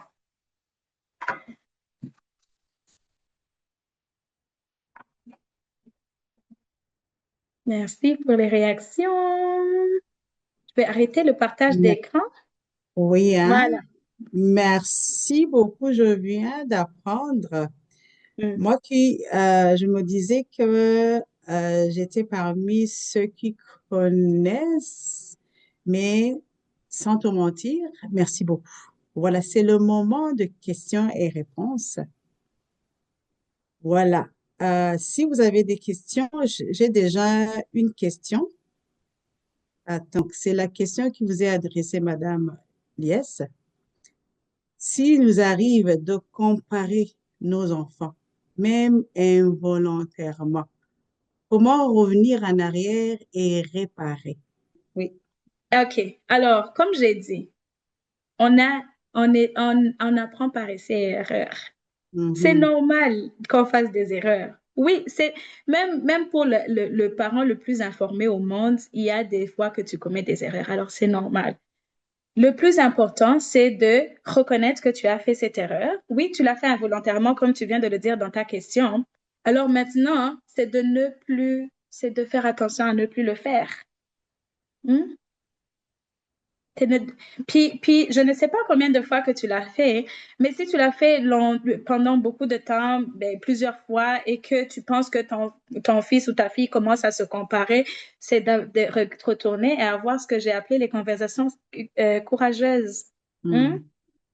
Et de dire, de voir, de regarder, d'observer, est-ce que ça l'a affecté? Est-ce que maintenant, à chaque fois que je lui dis de faire quelque chose, il commence à penser à l'autre, qu'est-ce que l'autre ferait? Ou est-ce que je le vois en train de manquer de confiance? Là, ce serait de revenir avec les bonnes attitudes, mais aussi de revenir sur ça. Là, c'est dans le cas où ça l'a été fait beaucoup de fois et que tu vois l'impact, tu peux revenir puis tu peux euh, rebondir sur ça. Mais à partir de ce moment-là, choisis maintenant de ne plus comparer l'enfant. Mais c'est normal, on fait tous des erreurs. Là. Et c'est pas, puis des fois aussi dans le fait de l'action, on fait quelque chose, puis on dit, ah, qu'est-ce que je viens de faire? C'est correct aussi de t'excuser auprès de ton enfant. T'excuses, j'aurais pas dû faire ça. C'est de revenir le lendemain pour dire, puis nous, on est une génération qui peut faire ça. Il y a des générations auparavant qui ne pouvaient pas faire ça. Mais des fois on est dans le feu de l'action, puis tu sais, de revenir le lendemain à tête reposée, puis de, voilà, de t'excuser auprès de ton enfant et de faire sûr que ça ne recommence pas. Mais les erreurs sont très humaines et très normales. Merci beaucoup. Je vais y aller avec la première question. Et la deuxième question. Voilà. Nous venons d'arriver au Canada et récemment, dès que je parle à mon fils, il ne m'écoute plus. Il me dit qu'il a les droits. J'ai des droits. J'entends souvent parler de l'aide à l'enfance qui enlève les enfants et je ne réponds pas à ses besoins. Et si je ne réponds pas à ses besoins, je vis dans une angoisse constante. Qu'est-ce que tu peux conseiller à, à ce parent? Mhm. Parce que la paix aussi joue un rôle très important pour répondre aussi aux besoins des enfants. Merci beaucoup. Exactement. Alors moi, je pense que l'angoisse de un vient faut vraiment démystifier les SAE, les sociétés d'aide à l'enfance. Mais on va revenir sur ça. Bon, les droits. Vous venez récemment de déménager au Canada, de ce que j'ai compris de ta question. Donc, c'est normal que l'enfant aussi reçoit beaucoup d'informations. Et c'est vrai que dans les écoles, on parle, tu as le droit, tu as le droit, tu as le droit, tu as le droit. Donc, moi, je pars du principe, je suis vraiment un strong believer que l'éducation se fait à la maison. Oui, à l'école, on lui a dit tu as le droit. Oui, à l'école, on lui a dit, mais c'est à la maison que vous allez pouvoir décortiquer ensemble, finalement, oui, qu'est-ce que tu as compris de qu'est-ce qu'ils t'ont dit, par exemple. Alors, les enfants vont arriver et dire j'ai des droits, mais c'est parce que, et c'est vrai qu'ils ont des droits, mais la plupart des enfants, ils le disent, ils le répètent juste parce qu'ils le répètent et qu'ils ne savent pas exactement c'est quoi un droit et c'est quoi les limites. Parce que oui, il a des droits, c'est vrai, Là encore, je ne sais pas, je n'ai pas toutes les données là, dans ta question, mais maintenant, c'est à toi comme parent. D'abord, il faut t'éduquer, hein. En venant à un nouvel environnement, nouveau pays, il faut prendre le temps. Quand tu commences un nouveau travail, tu prends le temps de lire les politiques, de faire ci, de faire ça. Donc, quand tu viens dans un pays aussi, il faut prendre le temps de lire sur l'éducation de l'enfant. Est-ce que tu connais la loi entourant les enfants? Est-ce que tu connais la loi sur les pratiques interdites, par exemple? Est-ce que tu connais vraiment ces droits-là dont il te parle? Hmm? Parce que pour pouvoir mieux répliquer, il faut que toi-même tu saches. Est-ce que tu as pris le temps de t'intégrer? Hmm? Maintenant, oui, les enfants ont des droits, mais ils ont des devoirs aussi. Parle-lui de ses devoirs. Parle-lui de la ligne, parce que la ligne, il y a une ligne. Même si on dit qu'ils ont des droits, il y a une ligne. Hein? Est-ce que toi-même, en tant que parent, tu connais la ligne? Hmm? Et puis, aussi faire l'apprentissage entre un droit et un désir. Il y a un droit et un désir. Hmm? Je veux une bicyclette parce que tous mes amis ont des bicyclettes. Je veux appartenir au ce club de hockey parce que tous mes amis sont. Ça, c'est un désir. Combler le besoin derrière, tu peux, par exemple, peut-être le temps, les moyens ne te permettent pas de lui payer peut-être comment on dit, le club de soccer qui est de hockey qui est à Canada, hein, parce que toi, tu habites, je ne sais pas, à Saint-Laurent. Hein.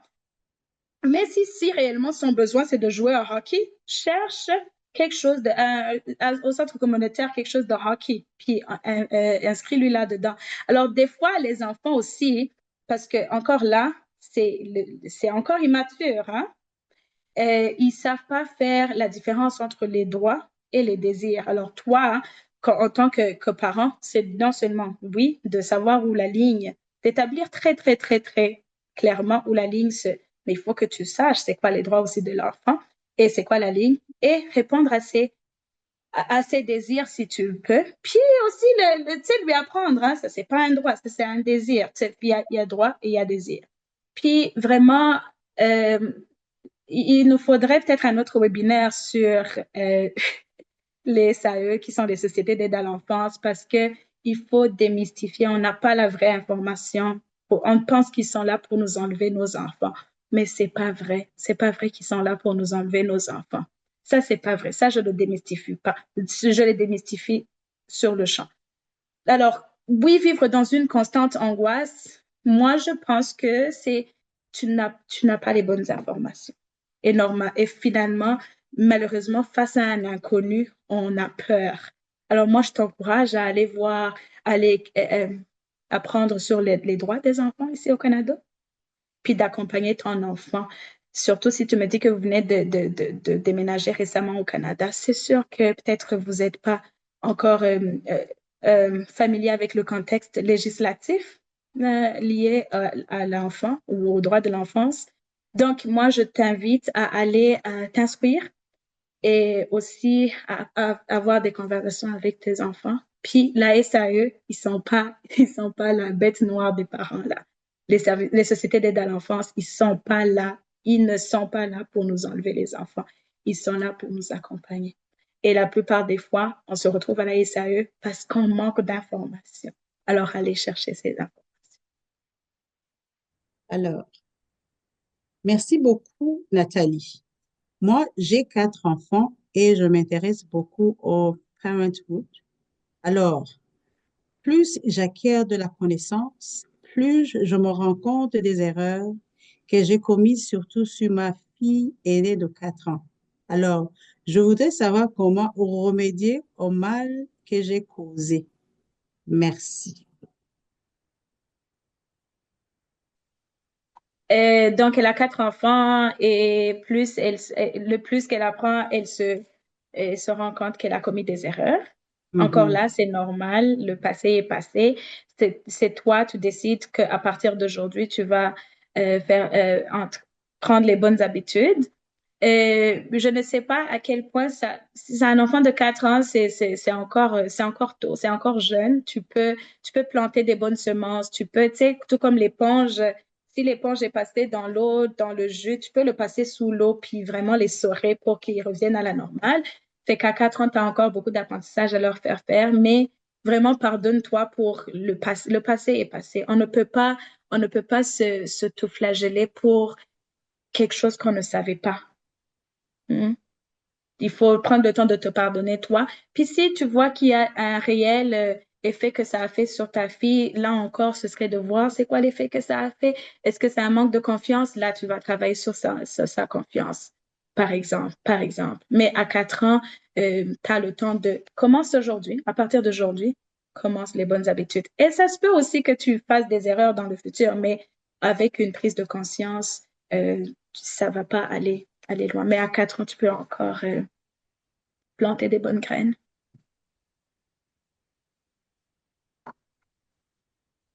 Merci beaucoup. Je vais y aller avec la question suivante. Comment encourager les enfants à jouer ensemble, surtout quand il y a un écart d'âge? Et les parents qui sont fatigués le soir, c'est la réalité. Comment passer des moments de qualité en semaine? Les moments de qualité, c'est pas juste le soir, hein? Hmm? Bon, alors, de un, les moments de qualité doivent être très intentionnels. Je comprends, on est tous fatigués. Oui, oui, oui, oui, on est très fatigués. Mais, puis les moments de qualité, ça veut pas dire 3 heures de temps, là. Hmm? Tu peux prendre un bon 10 minutes, très intentionnel, de t'asseoir. Tu peux peut-être, un exemple. Moi, je vais instaurer une routine que on arrive à la maison à 18 heures, on réchauffe notre souper et pendant qu'on mange, on va jaser de la journée, par exemple. On va faire un petit jeu, par exemple. Et je vais, au lieu, peut-être, c'est vraiment des petits changements. Au lieu peut-être de dire, OK, bon, yes, c'est le temps d'aller dormir, puis envoyer mon enfant aller dormir. Est-ce que je l'accompagne jusqu'à sa chambre? Est-ce que je lis une petite histoire? Est-ce qu'on, pour ceux qui prient, est-ce qu'on prie ensemble? Est-ce que, tu sais, oui, la fatigue, mais la fatigue ne doit pas enlever la création de lien entre toi et l'enfant. Cherche-toi des petits moments, OK? En l'apportant peut-être à la garderie ou à l'école le matin ou en allant le chercher, le temps que tu es dans la voiture avec elle, avec l'enfant, le temps que tu es à la voiture avec l'enfant, il faut que tu sois intentionnel. Si tout le trajet de 25 minutes, tu es sur un appel, ça, c'est du temps de perdu. Donc, trouver des petits moments. Et puis dire, moi, le souper, là, aucun souper devant Netflix. Le souper, c'est entre moi, puis toi, puis, tu sais, la famille. Puis, un petit jeu, tu vas les coucher. Tu les accompagnes se coucher. Tu donnes des câlins. Tu donnes, tu sais, on te demande pas 3 heures de temps, mais ça peut se faire en créant justement ces petits moments. À la prochaine question et merci pour la présentation. J'ai aimé la partie sur la corrégulation. Je suis une mère d'un enfant de 2 ans. Est-ce qu'il y a des astuces que je peux commencer à intégrer dès un jeune âge pour aider mon enfant à contrôler ses émotions? Je sais que un jeune âge, mais ça peut créer une Mhm. fondation pour le futur. Oui. Alors, malheureusement, et heureusement d'ailleurs, à 2 ans, on ne parle pas encore de gérer ses émotions, etc. Ce que toi, tu peux faire, OK? Puis là, je vais me lancer des pierres, mais c'est correct, on est derrière l'écran. Réponds aux besoins des enfants. Je vais vous dire, j'entends souvent, disons, un bébé qui ne fait pas encore ses nuits ou qui a besoin d'aide pour aller se coucher. Et j'entends certains parents, c'est une pratique qui marche chez certains parents, mais qui crée des séquelles chez les enfants. Je vais laisser mon enfant pleurer. Quand il a pleuré 15 minutes, hein, il va lui-même, il va se fatiguer, puis il va finir par pleurer. Et c'est comme ça qu'il va apprendre à se coucher tout seul. Ça, c'est un exemple. Ça, c'est pas bien pour le cerveau de l'enfant. Qu'est-ce que tu es en train d'apprendre à cet enfant-là? C'est de, c'est de, c'est l'isolement, c'est tout l'isolement. Tu sais, un enfant qui pleure ne pleure pas pour rien. C'est parce il a besoin de toi. Et c'est bien que l'enfant ait besoin de toi. Tu es sa mère, tu es son père. C'est normal que l'enfant ait besoin de toi. Donc, réponds à ses besoins. quand l'enfant pleure, cherche pourquoi il pleure, hein? Oui, et il a peut-être besoin de, tu sais, il y a des bébés qui vont pleurer, pleurer, pleurer pendant des minutes. Et c'est vrai que la première semaine, ils vont pleurer pendant 20 minutes. Toutes les soirées pendant 20 minutes. Et le parent est là, assis dans le salon, il dit, c'est comme ça qu'il va apprendre à s'endormir tout seul. Mais ça crée des séquelles, puis je suis vraiment désolée de le dire, ça crée des séquelles dans le cerveau de l'enfant. Et à un certain moment, quand l'enfant va grandir, il n'aura pas besoin de toi. Parce qu'à un certain moment, il avait besoin de toi pour se réguler. Hein? Et on parle d'un bébé là de moins de 2 ans ou même de moins de 1 an. Il n'est pas capable de s'exprimer. Il a peut-être Mhm. besoin de ta chaleur, il a peut-être besoin de te sentir, il a peut-être besoin de sa suce, il a peut-être besoin de quelque chose, peut-être même la chambre est très... Il va pas pouvoir te dire j'ai besoin de toi, maman. Il va pleurer et toi, ton rôle, c'est d'aller le consoler. Alors, il y a des bébés qui vont pleurer ou des... Quand je parle de bébés, c'est moins de 2 ans, là, qui vont pleurer. Mais à la minute que tu vas, tu dis, je suis là. L'importance des mots, qu'est-ce que tu prononces? Tu dis, je suis là. Il s'apaise. Il fait dodo. Et au fur et à mesure qu'il va grandir, il va il va apprendre que, OK, si j'ai besoin de quelqu'un, j'ai toujours l'aide dont j'ai besoin. Alors moi, ça va m'aider aussi à grandir. Mais vraiment, pour ceux qui le font, qui laissent leurs enfants pleurer, parce que c'est comme ça qu'ils vont, désolé de le dire encore, ça crée des séquelles dans le cerveau de l'enfant. La question suivante. Mon enfant de 10 ans est très poli et gentil à la maison. C'est un enfant sur qui je peux compter, qui s'occupe de son frère et de sa sœur, mais à l'école, on dirait un autre enfant. Turbulent, je ne suis pas les règles. Je reçois tout le temps des remarques de son enseignant et chaque fois, je lui parle et me promet qu'il va arrêter. Mais il récidive à chaque fois. Que me conseillez-vous de faire? Je ne sais plus quoi faire. Alors, il y a beaucoup de, encore là, j'ai pas toutes les données, mais il y a beaucoup de façades alors, il pourrait être un enfant poli à la maison parce qu'il y a une structure très stable à la maison ou parce qu'il sait que oh, il y a des choses que je peux pas faire avec papa, mais que je peux faire avec maman, mais que je peux faire à l'école ou que donc euh, ça se peut qu'à la maison il soit correct aussi parce que il y a moins de il y a moins de j'allais dire structure, mais il y a moins de c'est, il y a moins d'encadrement. L'école aussi, ça amène quelque part une surcharge émotive à l'enfant parce que de 7 heures à 14 heures, il a des choses à faire, il a des choses à faire. Fait que des fois, il s'en vient fatigué. Oublie pas aussi, à l'école, dans une classe normale, ils sont au moins 32 enfants. Donc, ils vont se copier entre eux. Peut-être que l'enfant copie les autres enfants, les comportements des autres enfants. Peut-être. Hein? Puis aussi, c'est de voir à quel moment qu'il devient, je sais plus, c'est quoi le mot que tu as utilisé, mais à quel moment qu'il commence à se rebeller, hein? Est-ce que c'est peut-être vers la fin de la journée quand l'enfant est fatigué? Hein? Est-ce que l'enfant est submergé par quelque chose dans cette classe? Ça se peut que l'enfant soit submergé par quelque chose dans cette classe. Moi, alors, la, mon Dieu, la stratégie toujours qui gagne, c'est de parler à ton enfant. Au lieu d'aller vers ton enfant et dire, on m'a dit que tu frappes et je ne veux plus te voir, ça tu me promets, hein? L'enfant va dire oui, papa, je te promets, oui, maman, je te promets. Arrivé là-bas, ça va être autre chose. Prends le temps de parler à ton enfant. Demande pourquoi qu'il fait ce qu'il fait. Hein? Pourquoi que tu n'écoutes pas, je sais pas, Madame Liliane, par exemple. Hein? Par exemple. Il doit y avoir une raison pourquoi que l'enfant est un enfant est comme ça à la maison. Et puis aussi, l'inverse arrive. Hein? L'inverse est réel aussi. L'enfant est un ange comme ça, très droit à la maison, plutôt à l'école, arrivé à la maison, ouf, c'est la fin du monde. Fait que c'est vraiment de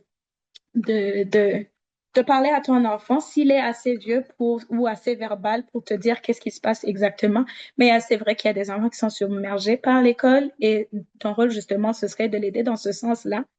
Ou peut-être qu'il imite les autres enfants, ou peut-être qu'il n'y a pas assez de structure dans sa classe aussi. Fait que c'est ça. Puis ça rejoint aussi une autre question que j'avais reçue en inbox qui disait que, je trouve plus la question, mais ça disait quelque chose comme ça fait 3 semaines que mon enfant ne veut plus aller à l'école, je le réveille, il veut plus aller à l'école. Des fois, il se passe aussi des choses à l'école. C'est pour ça que je reviens sur avoir des conversations avec les enfants, savoir exactement qu'est-ce qui se cache, qu'est-ce qu'ils vivent me tend. Hein? Ça fait 3, 4 semaines à chaque fois que je le réveille, il veut plus aller à l'école. Et là, on me dit de ne pas forcer l'enfant, mais c'est quoi les moyens de lui faire aimer l'école? Si ça fait déjà, puis c'est un enfant de 10 ans. Alors, si ça fait juste 3, 4 semaines qu'il veut plus aller à l'école, peut-être qu'il s'est passé quelque chose à l'école. Puis là, on se rappelle encore, hein, à 9 ans, 10 ans, déjà début de l'adolescence. Il y a toutes les questions du cerveau émotionnel qui est en vague, mais aussi les hormones, OK? Peut-être qu'il y a eu peut-être une chicane. Alors, si tu ne sais pas, tu vas juste penser que l'enfant n'aime pas l'école, mais en réalité, il y a quelque chose qui s'est passé à l'école. On voit beaucoup de cas d'intimidation dans les écoles primaires. Avant, les intimidations, c'était plus dans les écoles secondaires seulement. Maintenant, c'est à l'école primaire qu'il y a beaucoup d'intimidation. Mais encore là, si tu n'as pas de conversation avec ton enfant à la fin de la journée, quand c'est encore frais, en posant des questions ouvertes, tu ne sauras jamais qu'est-ce que vit l'enfant à l'école. Alors, c'est pas vrai qu'un enfant va se réveiller du jour au lendemain et dire, moi, je n'aime plus l'école. Il s'est passé quelque chose et il faut aller chercher cette chose qui s'est passée. Ma fille a 10 ans, mais la façon dont elle s'énerve, ça me fait peur. Je me demande comment on va gérer ça pendant son adolescence. Dès l'adolescence a déjà commencé. Oui, donc laisse-moi y aller avec la Oui. question et puis tu pourras, oui. Peut-on qualifier de comportement positif si on demande à son enfant de prendre un exemple de sa sœur ou de son frère, de la manière lui ou elle se comporte? Mhm. Je pense que ça ressemble à une question que tu avais déjà répondu.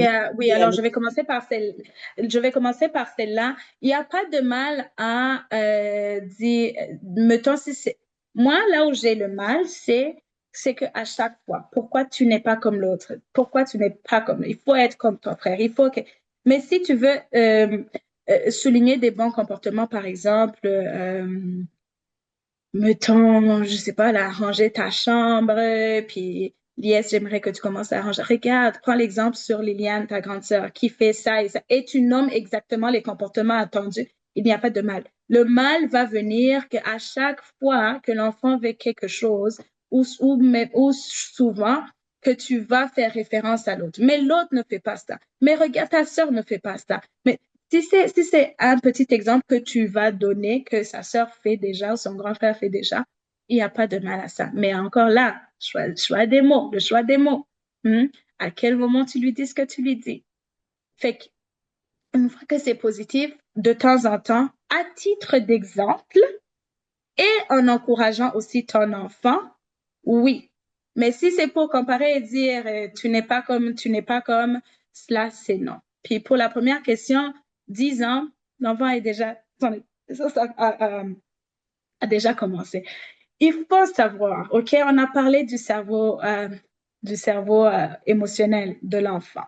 À cet âge-là, si vraiment, si je, je regardais un documentaire qui montrait comment les neurones ils sont vraiment en vague, hein? Il y a aucune neurone qui est connectée avec l'autre, hein? Donc, il y Hmm. a beaucoup de choses qui se passent dans la tête de l'enfant. Donc, toi, ton rôle, c'est justement de l'accompagner dans ce processus. Comprendre d'abord que son explosion, ce n'est pas pour venir te chercher. Non, c'est pas pour te provoquer. Elle vit ça, puis elle n'arrive pas encore à contrôler. Et là, comme je l'ai mentionné tantôt, oui, tu l'aides à s'autoréguler, tu donnes des astuces, hein?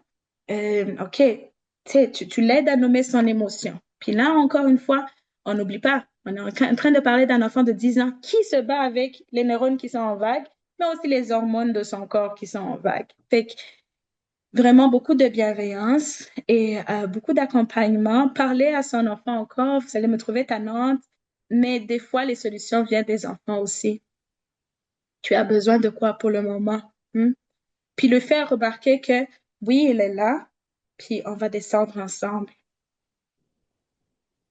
Oui, j'inviterai Cynthia de lire les questions qui se trouvent dans le chat.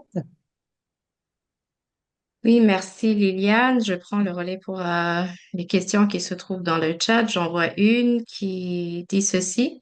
Je suis venue au Canada avec un enfant de 2 ans qui parlait bien Kirundi, mais j'ai commis l'erreur en changeant, en coupant le Kirundi, en parlant français seulement. Maintenant, mon fils a 7 ans et je vois qu'il a une manque de confiance en soi et n'aime pas l'école car les autres amis de sa classe sont soi-disant plus forts que lui car lui, il suit du soutien en lecture, en tutorat. Qu'est-ce que je peux aider, comment je peux l'aider afin de renforcer sa confiance en soi? Pour ce qu'il vit à l'école, moi, ce qui a retenu mon attention, c'est que les autres disent qu'ils sont plus forts que lui. Est-ce que c'est une perception que lui, il s'est créée dans la tête ou si c'est réellement de l'intimidation? Parce que quand je parlais de l'intimidation, c'est ça l'intimidation. Les enfants se font intimider dans les écoles. Ils se font tellement intimider dans les écoles. Alors, est-ce que si tu as partagé cette information-là, toi, en tant que parent, tu dois dire non, c'est pas vrai. C'est pas vrai qu'ils sont plus forts que toi. Il y a des enfants qui ont plus besoin d'aide ou d'appui que d'autres. Et c'est non, c'est correct que tu as besoin de tutorat. OK? C'est normal d'avoir besoin de tutorat. Vraiment faire sentir à l'enfant que oui, c'est normal d'avoir, tu sais, c'est pas vrai que tu n'es pas plus fort que les autres. Mais aussi, ce que toi tu fais, tu crées cette confiance en lui, tu accompagnes aussi cet enfant dans cet apprentissage, mais aussi, est-ce que tu fais des suivis à l'école? Parce que moi, si j'entends qu'on dit constamment à mon fils qu'il est pas 10, c'est de là qu'on parle de l'intimidation. Les adultes l'entourant, là, le personnel enseignant et le personnel éducateur doivent, tu sais, ça fait partie de leur rôle. Mais des fois, hein, malheureusement, hein, les enfants se disent des choses entre eux, puis le personnel enseignant ne sait pas nécessairement. Moi, je t'inviterai aussi à parler à l'école. Si tu as cette information-là, qu'il y a des enfants qui lui disent ça constamment et que ça commence à l'affecter, fais des suivis avec l'école aussi. Et n'ayez pas peur, hein? N'ayez pas peur de faire des suivis avec les écoles, le personnel administratif, enseignants, éducateurs. Merci beaucoup pour la réponse. J'en ai une autre qui dit, ma fille a 2 ans, mais elle ne sait pas encore bien parler et encore quand je lui parle, elle fouille mon regard. Est-ce que c'est normal ou dois-je diminuer les écrans? On ne sait pas si c'est relié à ça, mais les écrans ne sont pas bien non plus pour le cerveau de l'enfant. Alors, oui, diminuer. Si déjà dans ta question, tu dis diminuer les écrans, ça veut dire que tu donnes beaucoup d'écrans. So, no screen time ou limiter le screen time. Oui, il y a déjà une réponse dans ta question, en fait. Mais sinon, que l'enfant de 2 ans ne parle pas assez, c'est quoi les attentes d'un enfant de 2 ans? C'est, c'est de revenir et de dire, alors, au niveau de la psychologie de l'enfant de 2 ans peut seulement dire 2 mots à la fois, une phrase de 2 mots à la fois. Je ne sais pas si vous comprenez ce que je veux dire. Fait qu'il va dire euh, maman prend, par exemple, au lieu de dire maman viens prendre le téléphone. Maman prend, elle va dire ça par exemple. Elle va sortir des petits mots ici et là, mais c'est vraiment à 2 ans qu'on voit, vers 2 ans et demi, 3 ans qu'on va voir une explosion de mots. Et ça aussi, le langage, c'est un apprentissage et un accompagnement à faire à l'enfant. Parce que oui, il va aller à la garderie, je sais pas si ton enfant va à la garderie déjà, mais il va entendre des mots, il va essayer de les répéter, mais toi, est-ce que tu lui parles? Tu sais, en lui donnant peut-être ton verre d'eau, est-ce que tu lui dis un verre d'eau? Hmm. Est-ce que l'enfant va associer ce que tu lui donnes avec ce que tu dis? Et c'est comme ça que le langage se crée. Imaginez vous-même en tant que adulte, en essayant d'apprendre une langue autre que ce que vous connaissez déjà, le visuel et la répétition. La langue, c'est par la répétition. Donc oui, c'est normal que l'enfant de 2 ans ne parle pas encore bien, mais c'est un apprentissage aussi à faire. Je pense que j'ai une dernière question. Elle dit, on aime dire que nous sommes le produit de notre environnement. Je ne sais pas si tu es d'accord ou pas. Sûrement que l'environnement joue un rôle important. Que dirais-tu aux parents ou quels conseils pourrais-tu donner quand il s'agit d'accompagner nos enfants en stade de croissance? Mais là encore, ça va revenir à ce que j'ai dit à la fin, le rôle, Hmm. les facteurs de protection du cerveau, les relations bienveillantes. Les relations bienveillantes, créer des liens avec l'enfant. Tu ne peux pas accompagner un enfant que tu ne comprends pas. Et pour comprendre un enfant, il faut, c'est comme quand tu apprends à connaître quelqu'un de nouveau, il faut passer du temps avec la personne. Hein? Il faut parler avec la personne. Il faut prendre le temps d'observer, puis de voir qu'est-ce qu'il aime, qu'est-ce qu'il n'aime pas, par exemple. Quels sont ses intérêts, quels sont ses besoins. Donc, les relations bienveillantes vont gagner à tout le temps. Et l'accompagner, c'est de vraiment, OK, là, je vais vous donner une analogie. Si quelqu'un est en train de marcher et tu prends un bâton, tu tapes sur ses pieds, par exemple, il va s'arrêter ou il va arrêter de marcher. C'est ça qui arrive avec les mauvais mots qu'on prononce sur nos enfants. Quand un enfant n'arrive pas à bien faire quelque chose et que tu dis, ah, tu fais toujours ça, tu n'es bon à rien, tu es toujours mauvais, c'est un bâton que tu viens comment on dit, de frapper sur ses pieds. L'enfant va arrêter. Alors, les relations bienveillantes, beaucoup de positivité, beaucoup d'amour, hein. L'amour, c'est pas juste acheter du pain. L'amour, c'est dire à l'enfant, je t'aime. L'amour, c'est dire à l'enfant, tu es capable, je crois en toi. Hein? Puis d'aller aussi regarder ses habiletés, ses intérêts et travailler sur cela. Mhm. C'est vers l'âge de 4 ans, 5 ans qu'on voit vraiment qu'un enfant va être un bon joueur de soccer, par exemple. Commence à l'entraîner dans ce sens-là. Si un enfant s'intéresse beaucoup à la danse, vas-y. Tu sais, l'enfant va apprendre quand elle n'est pas stressée. Alors, si moi j'aime la danse, je sais déjà que je suis dans un environnement où je ne suis pas stressée. Alors, par conséquent, si j'ai un petit temps pour faire la danse, ça va m'aider aussi dans ma croissance. Fait que c'est sa relation bienveillante, connaître son enfant, passer du temps, poser des questions. La plupart des réponses que vous cherchez sont dans la bouche de vos enfants. Ah oui, merci beaucoup, Cynthia. Merci beaucoup, Lies. En tout cas, c'était une présentation riche d'informations. Et puis, voilà, je voulais aussi m'excuser pour ce dépassement de 12 minutes, mais c'est parce que c'était intéressant. Et puis, il y avait beaucoup de questions. On ne voulait pas vraiment rentrer sans que vous ayez les réponses. Merci beaucoup de votre participation. Oui, on a entendu ici que les enfants ont besoin de bouger. Je pourrais vous inviter dans d'autres activités, mais présentement, au mois de mai, on aura une activité pour permettre à vos enfants de bouger, là où les filles seront invitées seules et puis les garçons à part. Et puis, nous aimerions que vous envoyez vos enfants c'est un cadre pour eux de pouvoir bouger et s'amuser ensemble et apprendre sur les sujets qui les concernent. Il y a d'autres activités à venir qu'on aimerait vraiment vous inviter si tu es vraiment en couple, si tu as des enfants, envoie vos enfants. Si tu es en couple, il y aura, on parlera de la hyperactivité, surtout sur les écrans. On parlera aussi de éducation financière en couple. Et voilà. Merci beaucoup. Merci de votre participation. Nous sommes là aussi comme ressources. Venez toquer à la porte de Bridge Connect.